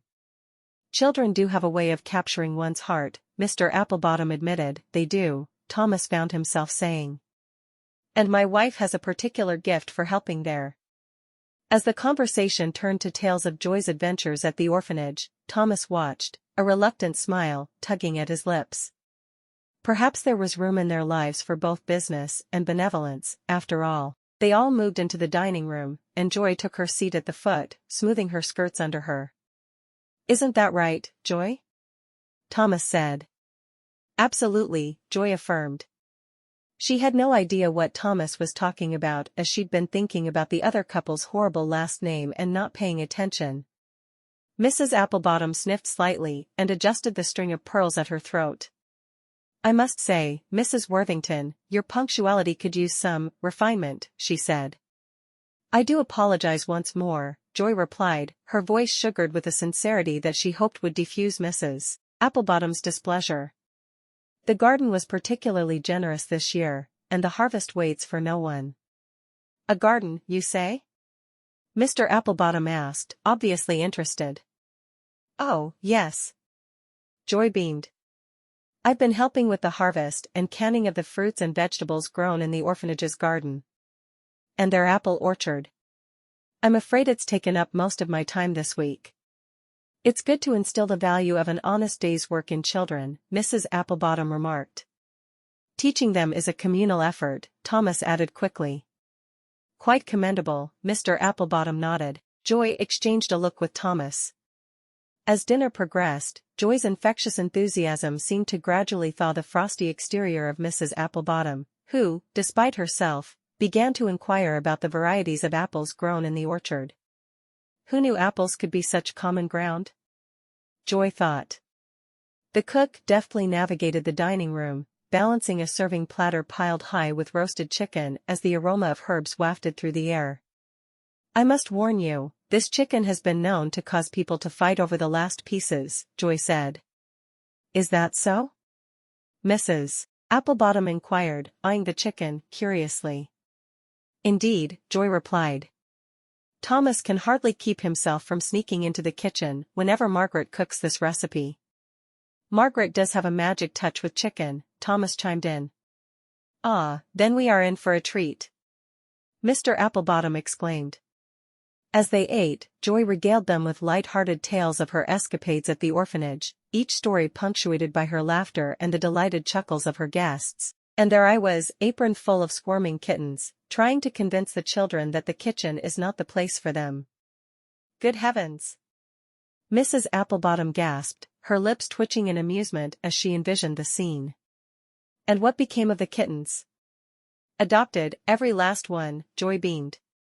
Though I dare say, they left their little paw prints all over our hearts, and the pantry. Charming!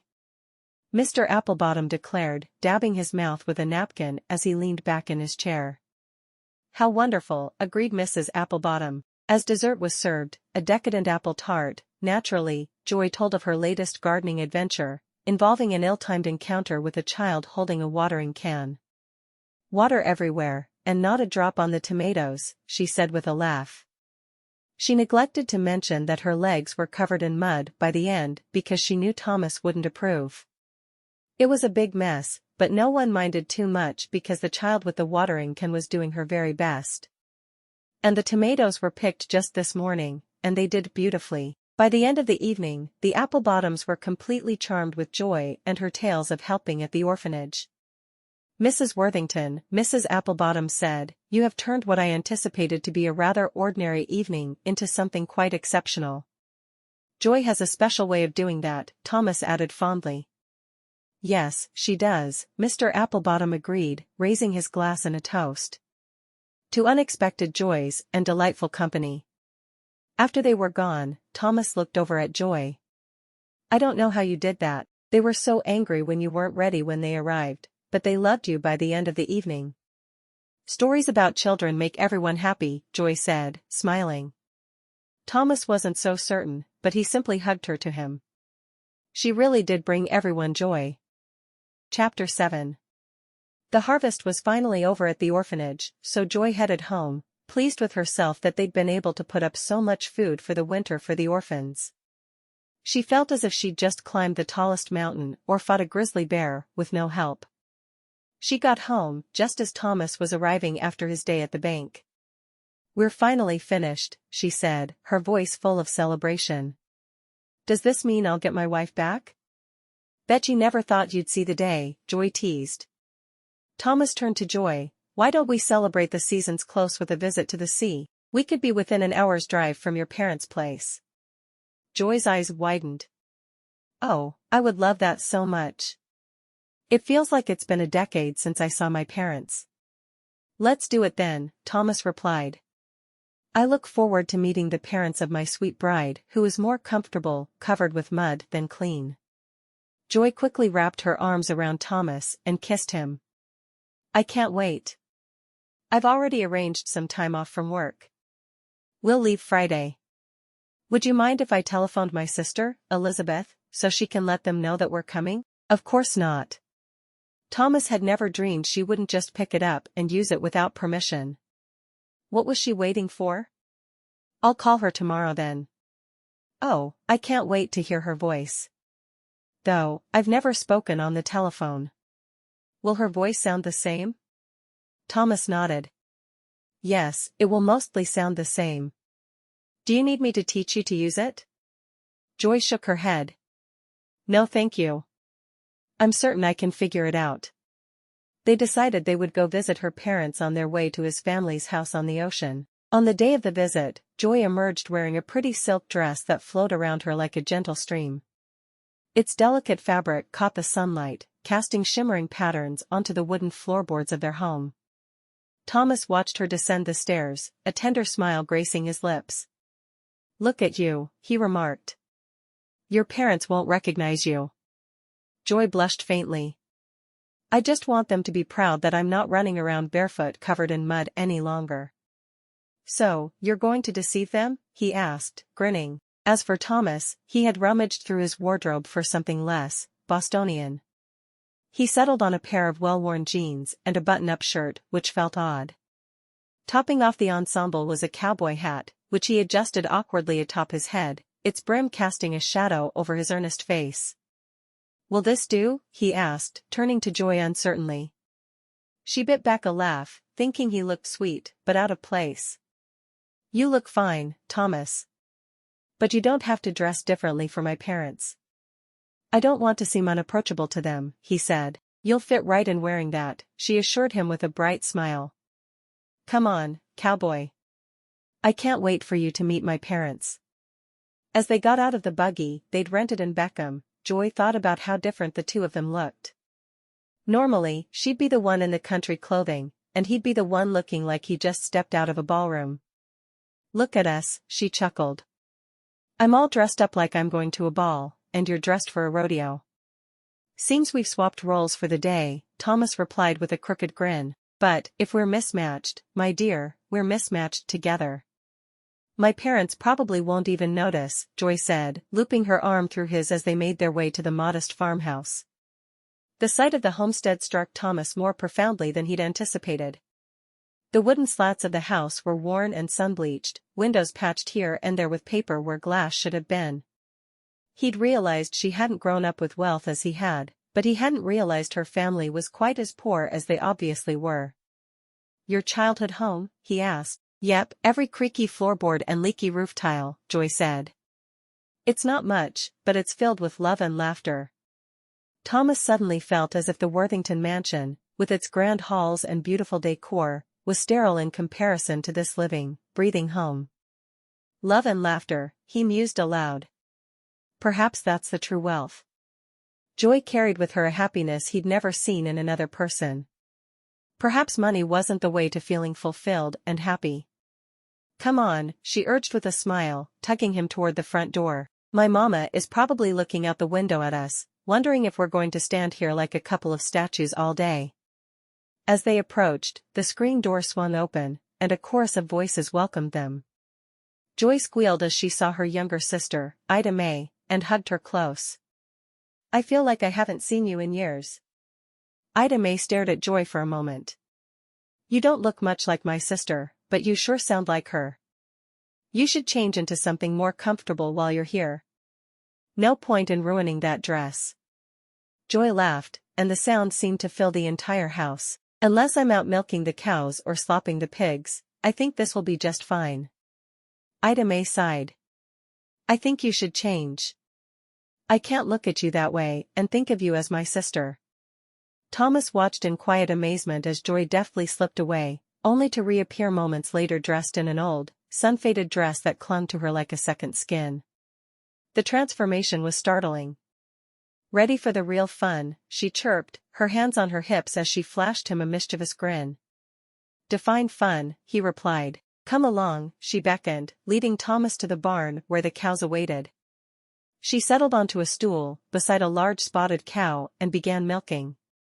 Each squirt of milk into the pail seemed to pull her further from him. "City hands could never," she teased over her shoulder. "Is that a challenge, Mrs. Worthington?" Thomas asked, rolling up his sleeves with mock determination. His attempt at milking was less than successful, eliciting laughs from Joy and a disdainful moo from the cow. She demonstrated the right way to do it for him, and slowly, he grasped the concept and finished milking Bessie, who was the daughter of a cow that had once been painted purple by Joy's older siblings. "You did it," Joy said, excited that he'd even been willing to try. He was out of his element, but he seemed to be taking it all in stride. A litter of kittens tumbled across the barn floor, their tiny mews filling the air with innocence. Joy sat on the ground, allowing the furry babies to climb over her, their claws catching in the fabric of her dress as she giggled. "You're truly happy," Thomas murmured. "You're like a different person here." "Maybe this is the real me," she said, a kitten perched precariously on her shoulder. It was hard for him to reconcile the girl who had managed to get much of Boston's society eating out of her hand with the woman who was enjoying sitting on the floor of a barn covered in kittens. They made their way back to the house, just in time for supper. The kitchen was warm and fragrant, a stark contrast to the orderly, impersonal culinary operations back at the Worthington estate. Joy's mother stood at the stove, stirring a pot of something that seemed to be little more than broth and vegetables. "Smells delightful, Mrs. Miller," Thomas offered, his stomach rumbling. "Nothing fancy, just some garden stew," her mother replied, placing a steaming bowl before him with a nurturing smile. "Eat up. It'll warm your bones." "Who knew carrots could taste so sweet," he remarked, chasing another bite with a piece of crusty bread. "Everything's sweeter when it's grown with love," Joy answered. "That's our secret ingredient." "Then consider me thoroughly charmed by the Miller family recipe," Thomas said. As they ate, Joy watched him with her family, realizing he fit in better than she'd imagined he would.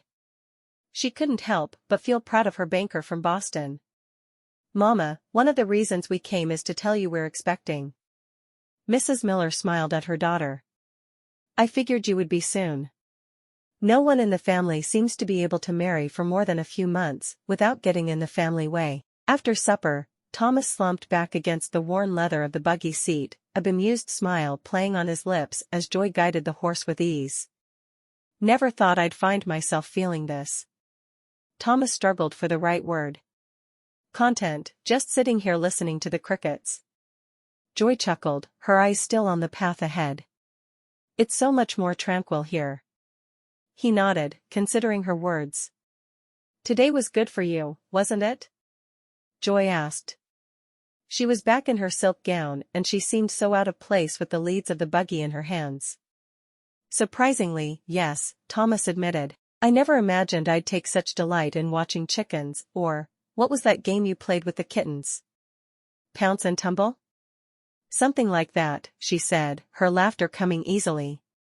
"It's not exactly a game with rules more than it is giving them a bit of exercise." It looked like fun. He paused, then added with mock gravity, "I fully expect our future offspring to be champions at it."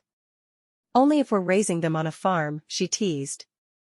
"Speaking of raising," Thomas ventured. "Your family, they were so welcoming, so full of life. I thoroughly enjoyed my day with them, despite how different it is from what I'm used to." "Did you?" She glanced at him with a smile. "There's something about the simplicity of their lives that's very appealing," he said. "Appealing enough to trade in your suits for overalls?" Joy asked. "Let's not be hasty," he replied with feigned alarm. "A man can appreciate the way another man lives without wanting to join them." "Of course," she agreed. "But it wouldn't hurt you to get some dirt under your nails once in a while." "Perhaps," Thomas conceded. "Though I must say, I've never slept better than I do after a day of fresh air and honest work." "You've shown me that." "See? You're practically a farmer already," Joy said. "Let's not go planting crops just yet," he replied, chuckling softly as he reached for her hand, giving it a gentle squeeze. "But today?" "Yes, it was perfect." Joy smiled. "I thought so too." "Your folks seem to always be calm," Thomas observed. "I couldn't help but notice they didn't exactly leap for joy at the news of us expecting." Joy chuckled. "Thomas," she said with an affectionate shake of her head, "when you're the 14th child born to parents, and your older siblings have turned childbearing into a competitive sport, the announcement of yet another grandbaby isn't exactly unexpected." 14th. He rolled the number around his tongue like a foreign concept. "It's hard for me to even think of having that many children." "It didn't bother me," Joy said. "At last count, Mama said there were 32 grandchildren. Or was it 33? Even I can't keep track of them all. Family gatherings must be chaotic," he mused. "More like a circus," Joy confirmed with a laugh that held a note of pride. Of course, the family is spread across the country now. There are only 6 or 7 of us still in Beckham. Elizabeth has sent out lots of our siblings as mail-order husbands and wives. I think I'll feel very out of place. You're not allowed, she teased. The best thing you can do is bring your appetite and a sense of humor. Miller gatherings are not for the faint of heart. An appetite and a sense of humor, he repeated. I believe I can manage that, see? Joy nudged him playfully. You're adapting already. By the time our little one arrives, you'll be ready to join the ranks of the Millers. I'm not sure of how true that is, he said. But I'll certainly do my best to fit in. He raised his hand and pointed off into the distance. There it is. It's not much, but my family has always vacationed there. Not much? Joy shook her head. I don't know how you can take that kind of wealth for granted. He shrugged. You get used to it eventually. Chapter 8. Joy's eyelids fluttered open, and for a moment, she simply lay still, savoring the warmth of Thomas's arm draped over her. She'd never been at the ocean before, and it surprised her just how calming the sound of the waves were as they lapped against the beach. After a moment, Joy wriggled from beneath the comforting weight of his arm, slipping out of bed. She tiptoed toward the door. She wanted to make him breakfast in bed, feeling the need to treat the man who worked so hard. Where do you think you're sneaking off to? Thomas's voice stopped her short. She halted mid-step. Joy turned, smiling as she saw him looking up at her. He looked so sweet, wearing just the sheet. I thought I'd get a start on breakfast, she said. Thomas propped himself up on one elbow, the corners of his mouth lifting into an amused smirk. You're planning to cook? He asked, one eyebrow arching in playful skepticism. He was constantly surprised by the whirlwind of energy that was his wife. Even morning sickness didn't seem to slow her down much. Yes, I am, Joy declared with mock indignation. And I'll have you know, Mr. Worthington, that my culinary skills are quite remarkable, he finished for her. Exactly, Joy agreed. So you just stay put, and prepare to be impressed. Thomas chuckled. Well then, Mrs. Worthington, dazzle away. But know that I am fully capable of assisting my talented wife, should she require it. Assistance noted, she replied with a cheeky grin. But first, I have a feast to create. Joy's fingers had barely grazed the doorknob when Thomas's voice stopped her in her tracks. Before you transform our humble abode into a culinary paradise, he began, sitting up against the headboard, the sheet down around his waist, there's something you ought to know. Pausing, Joy turned. Oh? Thomas's lips curled into a knowing smile. We have Mrs. Dunfry. She comes in every morning I'm here. Cooks, cleans, and generally ensures that I don't fall to pieces.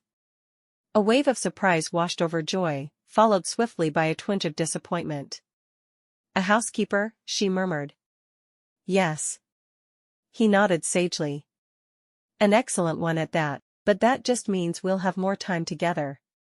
But Joy could not help but feel useless. Her shoulders drooped, and she gave Thomas a rueful smile. I suppose it's lovely to have fewer chores, she conceded, though I can't shake the feeling that I should be doing something constructive. I guess I should have brought the mending from the orphanage. I hate to be idle. Dearest Joy, Thomas said warmly. Your company alone is worth more than you realize. We can simply enjoy ourselves. Is that so difficult? I suppose not.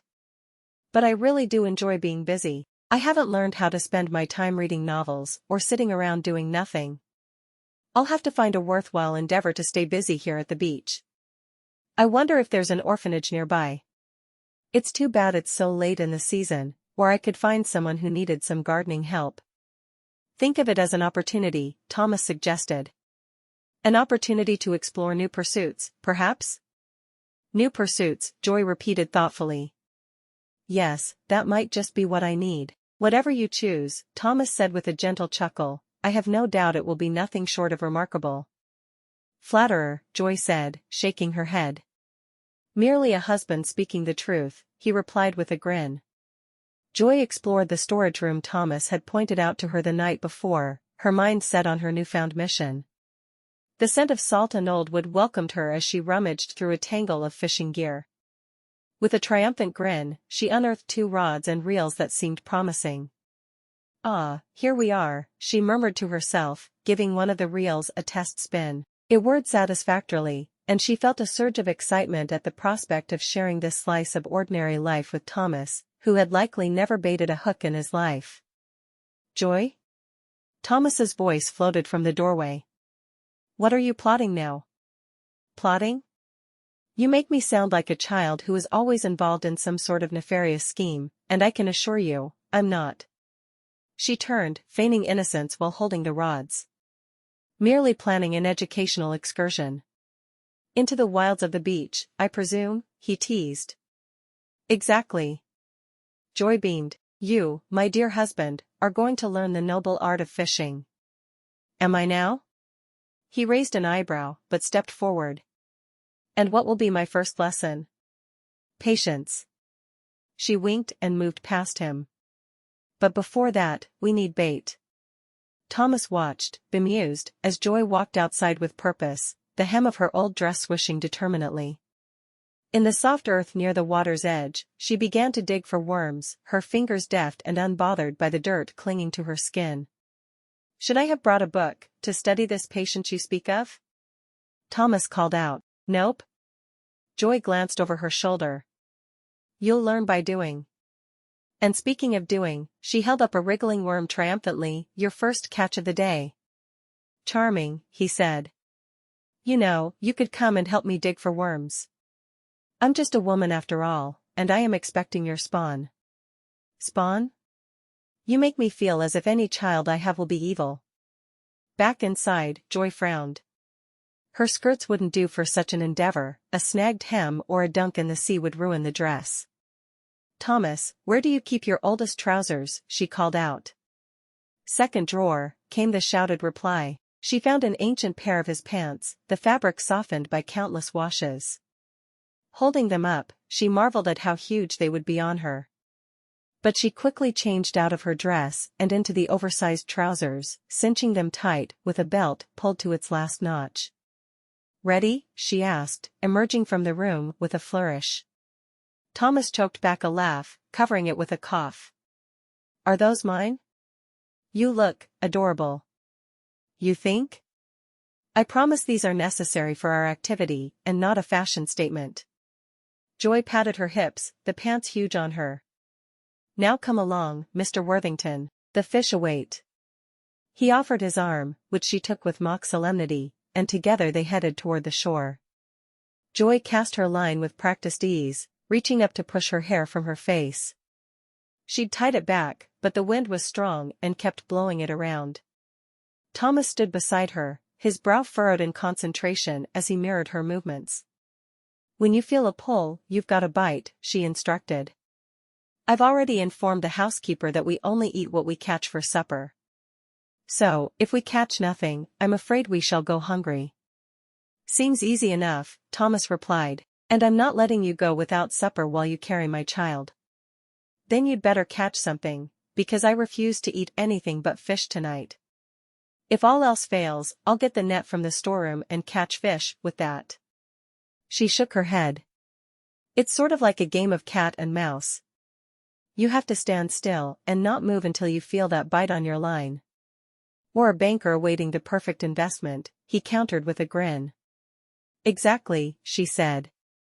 They stood in companionable silence for a while. "Joy, I believe something is pulling on my," Thomas began, his voice trailing off as he was interrupted by a sudden tug on his line. His eyes widened. "Is this?" "Reel it in," Joy urged, excitement tinting her words. With a mix of panic and exhilaration, Thomas cranked the reel handle, reeling in his catch with clumsy enthusiasm. His actions resembled more of a wild dance than any sort of fishing technique. "Steady, Thomas." "Steady," she called out, trying not to laugh at him. Finally, with a triumphant whoop from Thomas, a decent-sized cod flopped onto the shore. Thomas looked at the fish, then at Joy, a boyish glee lighting up his eyes. "I caught a fish." "You did," Joy praised. And a fine one at that. But now we need more. They spent the day casting lines and sharing laughter, Joy explaining the nuances of fishing, and Thomas learning as much as he could. It was obvious to her that he was enjoying the new endeavor. Even as he fumbled with slimy worms and slippery fish, his laughter mingled freely with hers, a sound as bright and clear as the sea itself. Shortly before supper time, they gathered their fishing gear and their catch for the day to take it all inside. Joy watched as Thomas held up their string of fish. "Shall we take these to the kitchen?" he asked. He seemed excited to show off their handiwork. "Absolutely," she agreed. Mrs. Dunfry raised an eyebrow at the sight before her. Well, she commented dryly, "the master of the house has turned fisherman, has he?" "Only with the best of teachers," Thomas replied. Mrs. Dunfry set to work, cleaning and preparing the fish with skilled hands. The aroma of cooking filled the kitchen, mingling with the satisfaction that comes from a meal hard-earned. When they sat down to eat, Thomas took his first bite, a look of genuine surprise crossing his face. "I never knew fish could taste this good," he admitted. "Everything tastes better when you catch it yourself," Joy said. "Perhaps," Thomas mused, "but I suspect it has more to do with the company."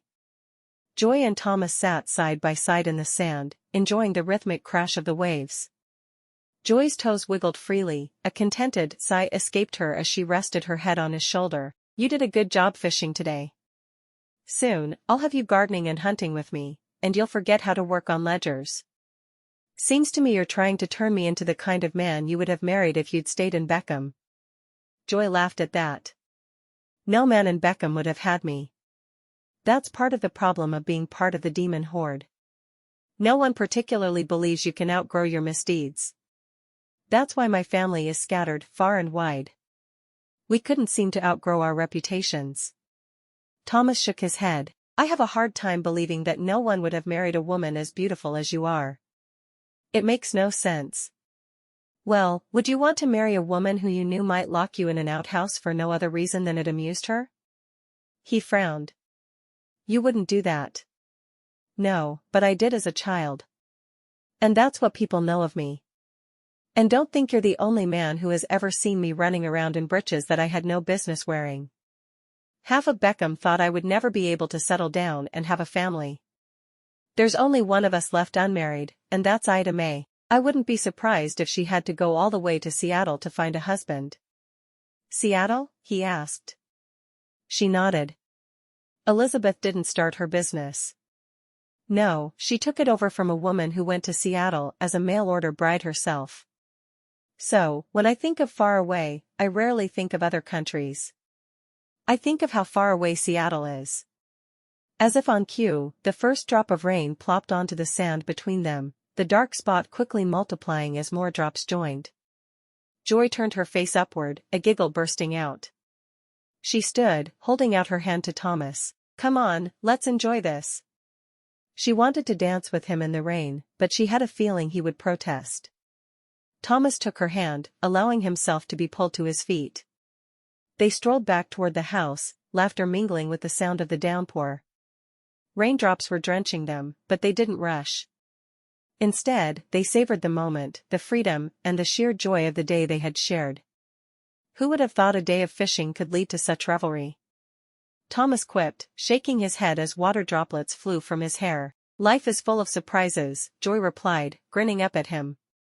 Her dress was soaked through, clinging to her legs as they walked, but she didn't care a bit. Especially when you're willing to get a little wet.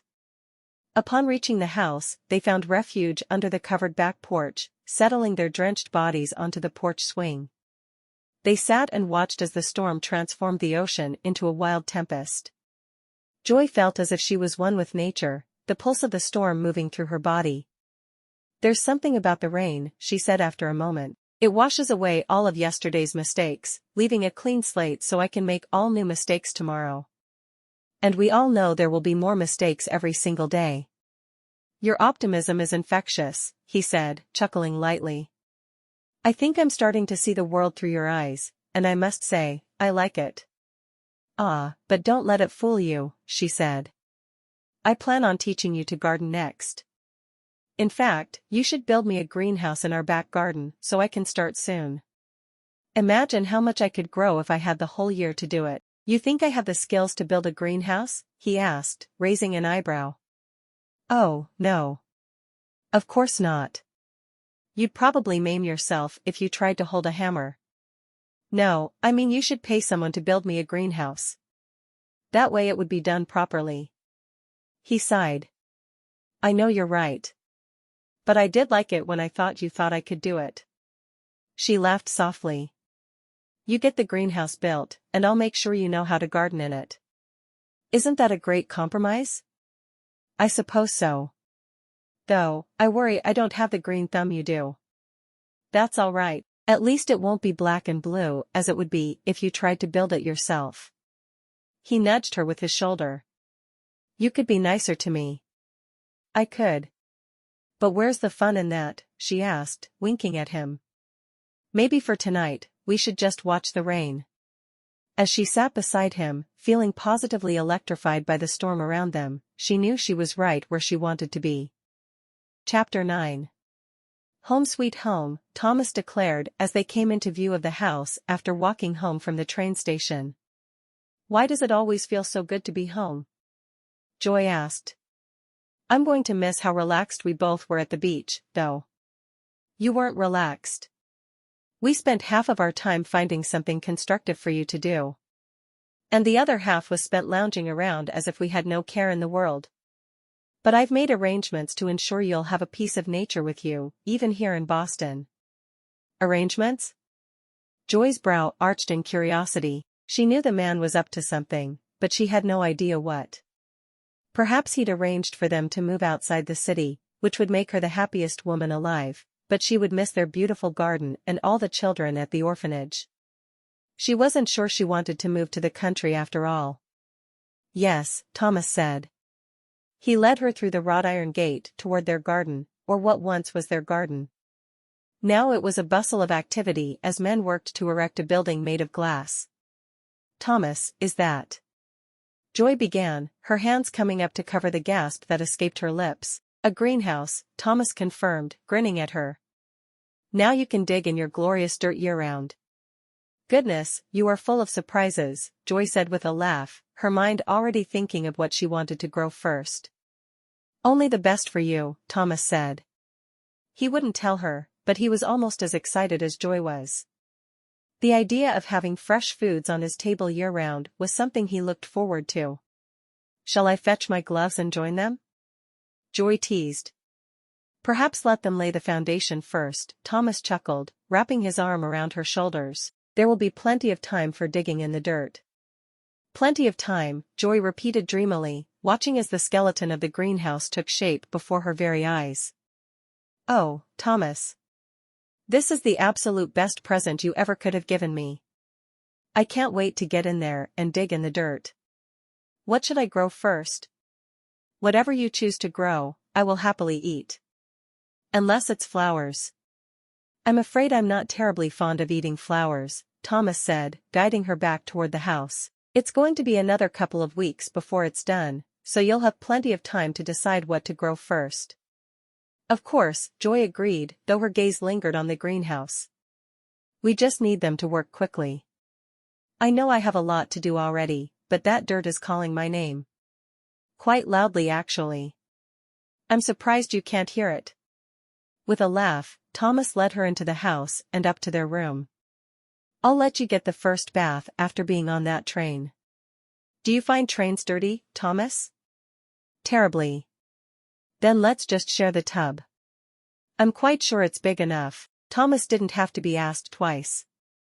He left a trail of clothing to the bathroom. Joy stood at the window watching as the final pane of glass was hoisted into place on the greenhouse. A smile played on her lips as she pictured little hands from the orphanage reaching for the fruits of her labor.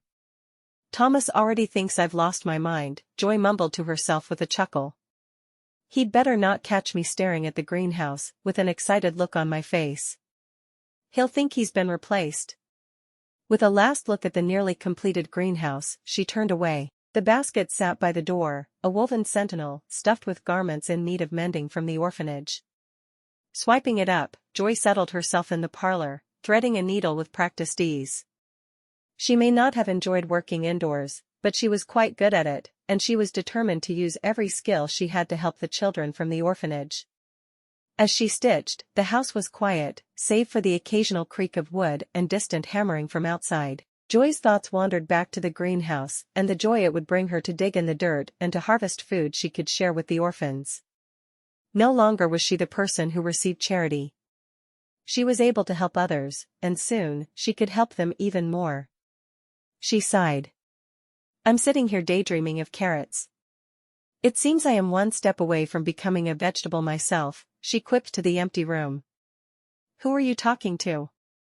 Thomas's voice drifted in from the hallway.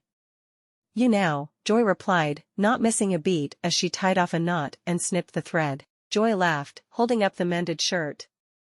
This could be worn by 2 or 3 more boys. I suppose it could. Too bad you don't take such care of me, Thomas said with a playful sigh. You have plenty of servants to take care of you. What do you need with a wife? Then I suppose I'll have to brush up on my charm, he replied, walking over to plant a kiss atop her head. I'm sure you won't even remember I'm here once you have that greenhouse.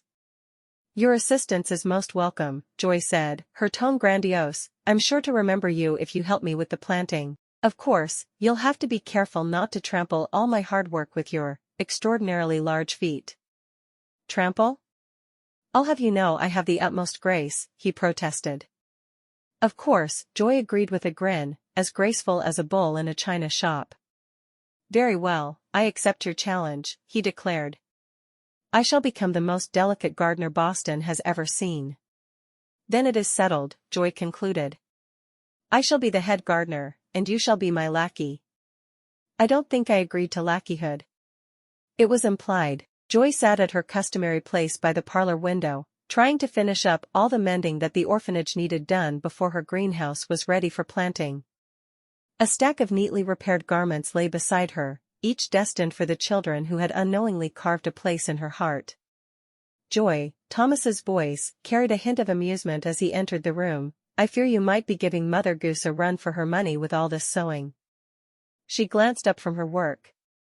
Oh, Thomas, I'm simply doing my part. Instead of spending my afternoons away, I brought the mending here. Joy patted the pile of clothes. A compromise, if you will, so that I may be near you and still lend a hand to those in need. Ah, a compromise, he said, shaking his head. And here, I thought you were starting a garment factory right under our roof. Would that be so terrible? She teased, threading her needle. Only if it involves throngs of people in my home, he said, crossing the room to rest his hand on her shoulder. But I must admit, your industriousness is quite charming. Charming enough to overlook the bits of thread scattered about the house? Joy asked. Consider them a colorful addition to the decor, Thomas replied. As the laughter between them subsided, Joy set aside her sewing and stood, feeling the weight of her belly reminding her of the life flourishing within. Her gowns had grown snug around her midsection, and she knew it was time to adjust her wardrobe to accommodate her changing figure. Speaking of charm, she began, patting her belly. It appears I'll be needing to make some alterations of my own. Your dresses are becoming rather tight on you. Are you calling me fat? She asked, turning to face him and narrowing her eyes. He held his hands up in self-defense. Never. But our child is becoming rather plump. Wouldn't you agree? She eyed him, trying to decide if she should be offended or not. She does seem to be growing quickly, Joy agreed. It seems our little one wishes to announce her presence to the world. Then we shall ensure he does it in style, Thomas declared. You'll have the finest maternity wardrobe Boston has ever seen. I don't need new clothes, she said. I just need to let out the seams of those I have. Joy, we can afford a maternity wardrobe, and it would cut down on your workload a great deal, he told her, wrapping an arm around her shoulders. She shook her head. I'd rather spend the money on other things. There's no need for me to buy something new. You know I'm always looking for more work to do. Joy's hands fluttered over the bolts of fabric in the store. The aisles of the Boston marketplace were awash with pre-Christmas vibrancy, bustling with patrons. Excuse me, Joy said, sidestepping a gentleman. Could you point me toward the toys? Right past the lace, dear lady, the shopkeeper called from behind the counter. Thank you, she called back, weaving through the crowd. Once she was in the aisle with the wooden soldiers and porcelain dolls, Joy let out a soft sigh of delight. Her fingers moved over a miniature tea set before settling on a stuffed bear with a comically oversized bow around its neck. You'll be perfect for little Susie, she murmured, tucking the bear under her arm and picking up a toy sailboat. And this, for Samuel, planning to start a toy shop? Thomas's voice carried over the hubbub. Only if it means I can play with the stock daily, Joy replied without turning, adding a spinning top to her growing collection. But where would we put our toy shop? The greenhouse has taken prime real estate, he teased, coming to stand beside her. Speaking of which, Joy pivoted to face him, it's finished. And it's beautiful, Thomas. It feels like I've been granted my own little patch of Eden. His smile deepened at her words. I'm glad to hear it. I might not know much about dirt, but I understand it makes you happy. Ecstatic, she corrected, placing a final doll into her basket. And I'm not the only one who'll benefit. Imagine the joy on the children's faces when they see what we've brought them. More joy than watching me attempt to garden? Thomas quipped. Far more, Joy confirmed with a laugh, leading the way to the counter to pay. Joy was excited to dig in the dirt in her very own greenhouse that weekend, and Thomas had donned an old pair of pants to assist with the planting, although his efforts seemed to result in more soil outside the pots than in. Remind me again why we couldn't hire a gardener for this bit, he grunted. Because, Joy said, patting down the earth around a young tomato plant, there's a certain satisfaction in doing it yourself. Plus, I enjoy your company. Even if my company comes with an atrocious gardening technique? Especially then, she assured him. It's endearing. Endearing, Thomas echoed, straightening up with a mock frown. I'll have that etched on my tombstone, here lies Thomas Worthington. His gardening was atrocious but endearing. She laughed. For now, let's focus on keeping these plants alive instead of thinking of our future tombstones, shall we? Agreed, he said, offering her a hand to stand. After all, we've got plenty of growth to oversee, plants, children, and us. Us, she echoed. But it seems that I'm the only one growing. She looked down at her burgeoning belly with a sigh. Should I start trying to grow as well? He asked, looking down at his own flat stomach. Let's not get ahead of ourselves, Joy retorted. Starting a side business in children's attire, are we? Thomas asked, quirking an eyebrow as he picked up a velvety blue scrap of fabric. I suppose the same people who buy toys will buy the clothes, so we can sell them both in the toy store. Joy looked up, her cheeks rosy with warmth. Oh, Thomas. You startled me, she said. No, it's not a business. These are for the orphans. For Christmas. Ah, he nodded, understanding dawning upon him. I see you've taken to playing Santa Claus. Someone must ensure they have a Merry Christmas, she replied, her voice tinged with resolve. Can you imagine? Little faces lighting up at the sight of new clothes? I can. And I reckon they'd light up even brighter with even more toys to accompany those fine frocks and trousers, Thomas mused. A thought struck him then. What say I contribute to this Yuletide cheer? Joy's eyes widened. Would you? That would be wonderful, Thomas. Very well. Operation Cheerful Orphanage is underway, he declared. I shall procure the necessary. What do boys fancy these days? Rocking horses and bicycles? Those sound perfect. Joy exclaimed. They would love them. Then it's settled. He donned his coat with a flourish. I'll venture into the wilds of Boston toy stores. Wish me luck. Good luck, my brave knight, she teased, waving him off with a grin. The bell above the toy store door jangled merrily as Thomas stepped inside. The place was crammed with wonders, a veritable treasure trove for any child. Can I help you, sir? Asked the shopkeeper, emerging from behind a fortress of teddy bears. Yes, Thomas replied, adjusting his cufflinks. Let's start with bicycles and rocking horses. Right away, sir. The shopkeeper seemed delighted by the idea of a sizable order, rubbing his hands together. And add anything else that might cause a boy's heart to race with excitement, Thomas added. Of course, sir. We've got spinning tops, cricket bats, and train sets that would do just the trick. Perfect, Thomas agreed. Will there be anything else? The shopkeeper inquired as he tallied up the order. Let's not forget the marbles. No boy should be without a proper set of marbles, he decided on a whim. Marbles it is, the man echoed, adding them to the list. Will that be all? Of course not. Thomas said. We must have toys for the girls as well. Just tell me what you'd like to spend, sir. We'll have it all delivered before Christmas Eve. That will be perfect, Thomas said, naming a figure that had the shopkeeper's jaw dropping.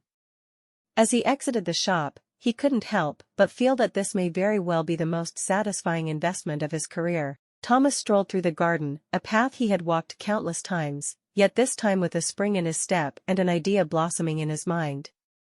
The greenhouse stood proudly, its glass catching the early morning sun, a beacon of Joy's passion for nurturing life from the earth. As he approached the back door, he could already hear the clatter and commotion coming from the kitchen. It was music to his ears, the sound of Joy humming along to the rhythm of her baking. Thomas, is that you? Joy called out, her voice rising over the din of pots and pans. Of course, he replied, leaning on the doorway and watching her dust flour off her apron. I see the bakery has come to us. 3 days of baking, she stated matter-of-factly, a smudge of frosting highlighting her cheek like a badge of her dedication. These treats won't make themselves. And I couldn't ask dear Margaret to do extra work for Christmas. Thomas couldn't disagree with her. And speaking of making, there's something I wish to discuss with you. Does it involve more sugar? Because we're running dangerously low, she said. Something far sweeter, Thomas said. I want you to choose an orphan from the home, someone to bring into our lives permanently. For Christmas. Joy's hand froze mid-whisk. Then, just as quickly, her face softened into a smile so warm it rivaled the oven's heat. Thomas, are you certain? More than I've ever been, he assured her, stepping closer. Choosing one, though. How can I possibly? Choose with your heart, my dear Joy. You have more than enough to share, he encouraged. Then we'll need another stocking, she mused, already lost in thoughts of which child might soon call their house a home. It will be hard to choose just one. Stockings, bicycles, marbles, we'll need a bigger mantle, Thomas teased. Help me with these trays, will you? Joy motioned toward the counter. Only if I get to sample the goods, Thomas bargained. He thought about how much he'd changed since their wedding in June. In 6 months, he'd learned to garden, albeit poorly, and now he was helping in the kitchen. He'd never dreamed he would do either of those things before, and now they seemed like they were normal things to do. Deal, she said, passing him a cookie, but only one, or we won't have enough for the children. Of course, just one, he agreed, although they both knew his resolve would crumble like the sugar cookie in his hands. Together, they worked in harmonious disarray, the kitchen a whirlwind of flour, sugar, and laughter. And as each cookie was placed on the tray, they thought of the child who would eat it. Christmas would be glorious. The first light of Christmas morning barely tinged the Boston skyline as Thomas and Joy, bundled against the cold, stood before the towering wrought iron gates of the orphanage. They'd brought a horse-drawn wagon full of presents with them, eager to give them to the children. Ready to play Santa and Mrs. Claus? Thomas asked, his tone teasing but his hand squeezing hers with affection. Only if you're prepared to be outdone by Mrs. Claus's superior gift-giving abilities, Joy shot back, a playful glint in her eye. Thomas chuckled, the sound mixing with the jingle of keys as he unlocked the gate. I must concede, your cookies have probably already made us the heroes of the day. Ah, but your bicycles might just turn us into legends, she countered with a grin. They navigated the cobblestone path leading to the main building, their arms laden with bundles of sweets and toys. The early hour meant the children would still be nestled in their beds, visions of sugar plums, or Joy's gingerbread men, dancing in their heads. They walked to and from the wagon many times, leaving everything just outside the door. Joy paused at the door, her heart fluttering like the wings of a hummingbird. "Do you think they'll like the rocking horses?" "If they don't, I suppose you'll have to take up riding them yourself," Thomas said. "Huh. A sight that would be. Me, atop a miniature steed, leading a cavalry of orphans into battle against imaginary dragons," Joy said. "And my stomach would undoubtedly be the first to arrive." "An unbeatable force, no doubt," Thomas agreed. Their entrance roused the matron from her office, her stern look softening at the sight of the couple's festive intentions. "Mr. and Mrs. Worthington, to what do we owe the honor?" "Christmas, Mrs. Graves," Joy replied, her voice warm as freshly baked bread. "We've come bearing gifts for the children." "Gifts and the promise of adopting one lucky soul today," Thomas added. "Adopting?" "My word," the matron was visibly moved, dabbing her eye with the corner of her apron. "That is a gift beyond measure." "Let's get all the gifts inside," Joy suggested.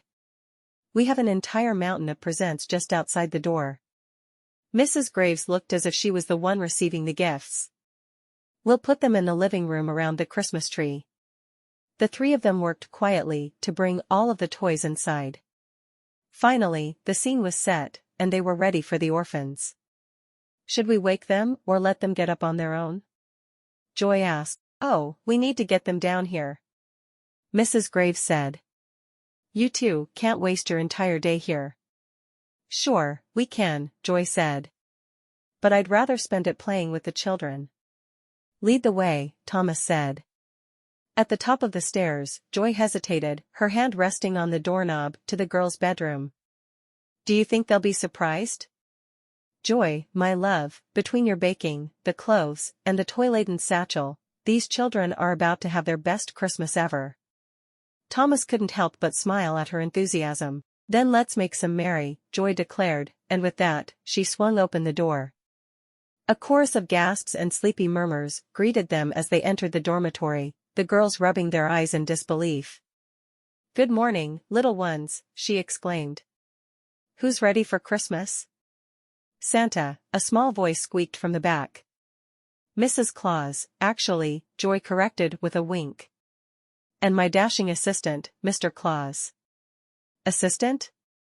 Thomas feigned indignation. Chapter 10. A chorus of excited gasps and giggles filled the air as Thomas brought in the last of the gaily wrapped parcels. "Go on then," he urged. "Open them up." The children pounced on the pile of presents. The room bloomed into a kaleidoscope of torn paper and ribbon, each child revealing a treasure that was theirs alone. Joy watched the whole thing, laughing as one young boy, no older than 6, hoisted a toy soldier high above his head with pride. "Look, Mr. Worthington. He's just like you, all serious and stuff," the boy exclaimed. As the children delved deeper into their newfound wonders, Joy's gaze wandered from face to face. She searched for something. Someone. She wanted to find the child who needed her the most to share her home and life with. But how could she possibly choose? "Did you find what you were looking for?" Thomas asked, leaning closer to whisper in her ear, his eyes following her searching gaze. "Almost," Joy replied. "There's a child here who needs us, Thomas. I can feel it." "Then we'll find them," he assured her, placing a hand on her shoulder. "Yes, we will," she said, her eyes finally settling on a figure sitting slightly apart from the rest, someone who wasn't tearing into a present or brandishing a new toy sword. Joy's maternal instinct, strong and unerring, told her that this was the child her heart had been seeking. "Let's make this a Christmas to remember, shall we?" Joy whispered, a plan forming in her mind. "Absolutely," Thomas agreed. "After all, isn't that what the season is all about? Making memories and sharing love." "Sharing love," she echoed, making her way toward the child, ready to gift not just a toy or garment, but a family, a home, and a future filled with possibilities. Joy approached the girl, whose eyes darted up from the patchwork quilt she'd been absent-mindedly running her fingers over. Maddie, as they called her, looked like she was bracing herself for a lecture. "Madeline," Joy said, her voice gentle, "how would you feel about spending your next Christmas surrounded by your very own family?"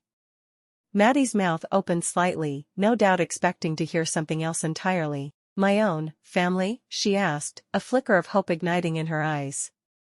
Yes, Joy confirmed with a warm smile. Thomas and I would be honored if you would consider being a part of ours. Really? The word trembled on Maddie's lips. Absolutely, Thomas chimed in. We've got plenty of room, and we're told our Christmases are pretty special. Maddie's gaze bounced between Joy and Thomas. Her posture softened, and she allowed herself a tentative smile. Then, yes, she stammered. Yes, I'd like that very much. Marvelous. Joy exclaimed, clapping her hands together. Let's gather your things, then. It's time to take you home. The Worthington mansion loomed grandly as the wagon rolled up the cobblestone drive. Maddie stared, her eyes wide with wonder. She'd heard stories about places like this, but never dreamed she'd be calling one home. Welcome to your new home, Thomas announced as he helped her down from the carriage. Goodness, Maddie muttered to herself, taking in the sprawling gardens and the stately columns. It's like a castle. Wait until you see inside, said Joy, guiding Maddie through the grand entrance. They passed George Langley, the gardener, who offered a gruff nod and a rare smile, recognizing the importance of the moment. Your room is just up these stairs, Joy said, leading Maddie to the second floor.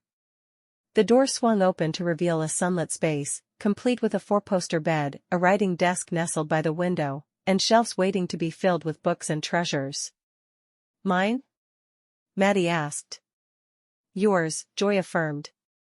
And no textile mills in sight, she added with a wink, knowing the common fate of orphans Maddie's age.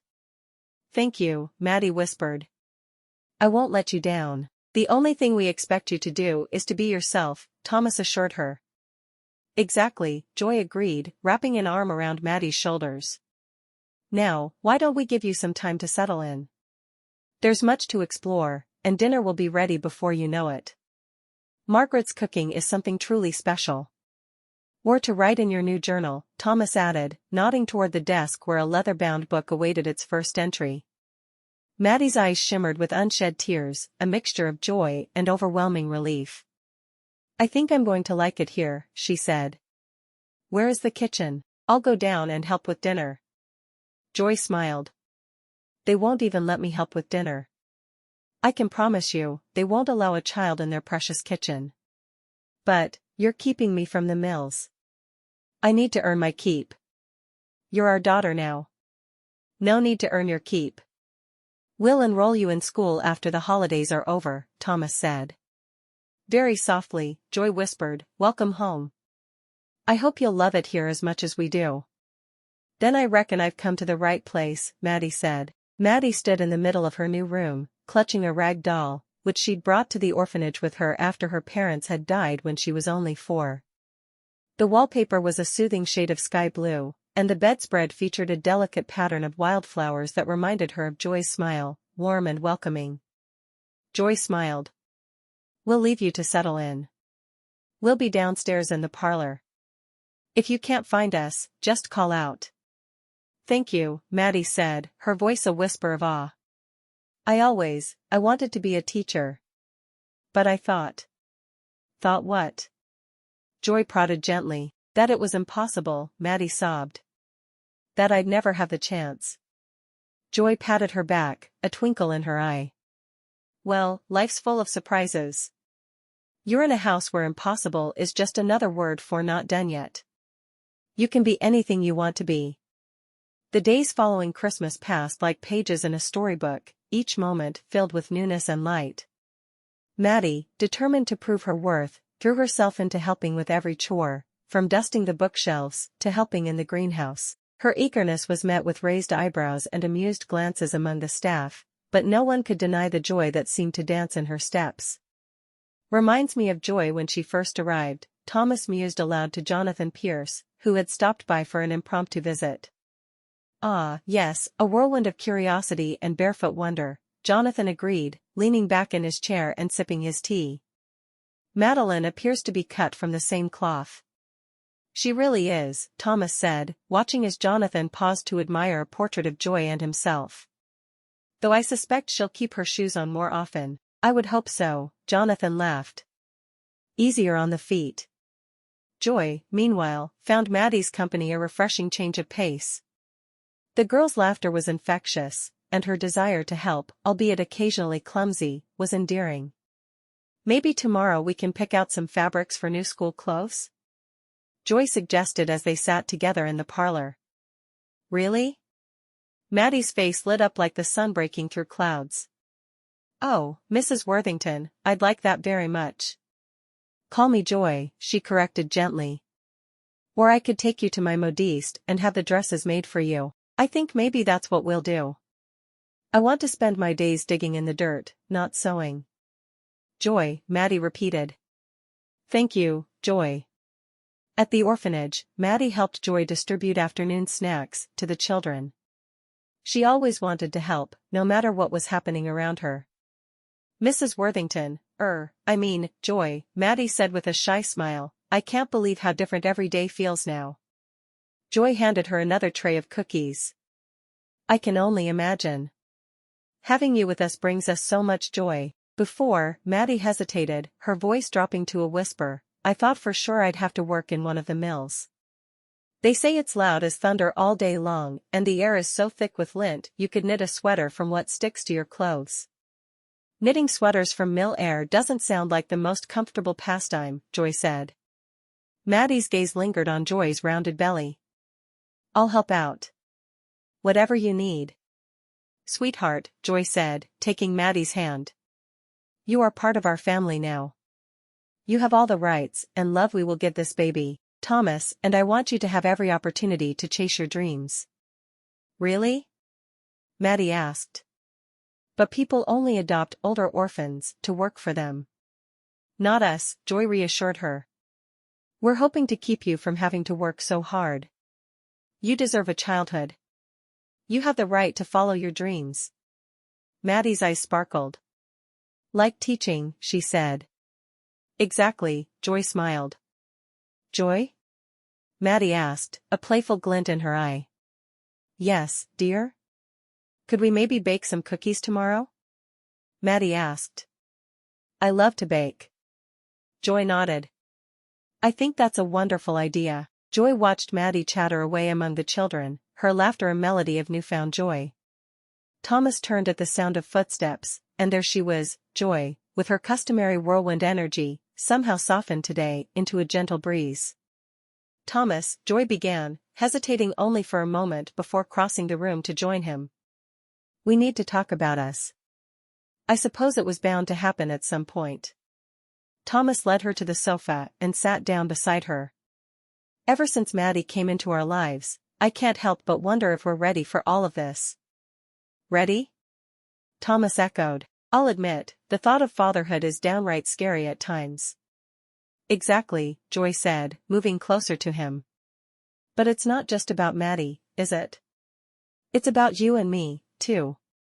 True, we were strangers when we married, Thomas conceded. But, Joy, we enjoy each other's company, and I think we're truly meant to be together. I do agree.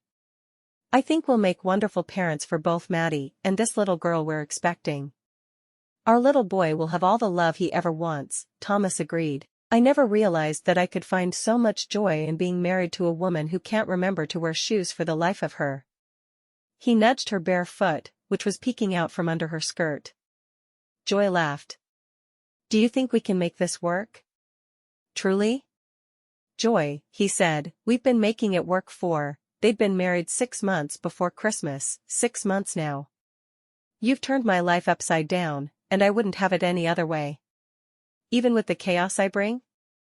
Especially with the chaos, Thomas affirmed, and as for making our marriage work, I am wholly committed to this journey with you. Obstacles like Maddie's penchant for mischief and my unorthodox ideas? Joy asked. Those aren't obstacles, Thomas replied, his own eyes twinkling. They're adventures. And I dare say, I'm looking forward to each one. Then I suppose we agree, Joy said. Have I told you that I love you yet? She'd known for months, but she'd been unsure if he would be accepting of her feelings. I don't believe you have. Have I told you yet that I love you? I know you haven't. Why not? Why haven't you told me? I wasn't sure you'd want my love. I can't think of anything I want more.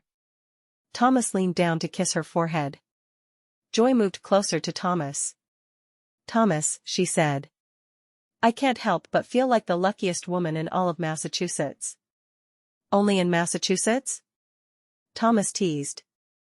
All right, perhaps all the country, Joy conceded with a playful nudge against his chest. There's the spirit. Thomas chuckled, and what do you suppose makes you so fortunate? Is it my dashing good looks or my impeccable financial acumen? Neither, Joy answered. It's just you. I never imagined the girl who stomped all over my feet in our first waltz would also be the woman who fills me with so much joy. My name should have told you that. He chuckled. I have to admit, I've never met a woman who was quite so aptly named. Epilogue. Joy looked down at the baby nursing at her breast, feeling as if her heart would burst with happiness. Thomas had been right all along, and they'd named their son Anthony. She looked up as the front door opened and closed to see Maddie rushing into the parlor to join her. The girl who had once seemed so shy to her was coming out of her shell. How was school? Joy asked. It was good. But that James Jordan made fun of my hair again. He said that having braids makes me look like I'm 7 and not 14. How can I get him to be nice to me? Hitting him over the head with my textbooks just isn't working. Joy laughed. Hitting people rarely works. Just keep looking at him with doe eyes and make him think you have feelings for him. If he likes you back, he'll stop his nonsense. If he doesn't, he'll run away. Maddie giggled. Or, we could get me those pointy-toed shoes I like so much, and I can kick him with all my strength. Joy grinned. I'm all for it, but I'm not sure your father would approve. Thomas stepped into the doorway of the parlor. What wouldn't I agree with? I think Mama should get me some pointy-toed shoes for kicking James Jordan when he teases me, but Mama doesn't think you'd approve. Thomas laughed. How on earth did I once think you were a sweet girl who would never cause me any trouble? Just confused, I guess, Maddie said, getting to her feet and pressing a kiss to her father's cheek. I love you, Papa. With those words she was gone, running up the stairs to put her schoolbooks in her room as she did every day after school. Thomas stood watching Joy feed Anthony. I'll never get tired of watching you with him, he said softly. I feel the same. Oh, Thomas, I never dreamed I would be so happy married to you. I need to write Elizabeth and tell her thank you. I already did that. I have too, she confessed. But what would it hurt to write her once more? He laughed, sitting beside her on the sofa, and wrapping an arm around her. Our life is perfect. It's everything I've ever dreamed it could be.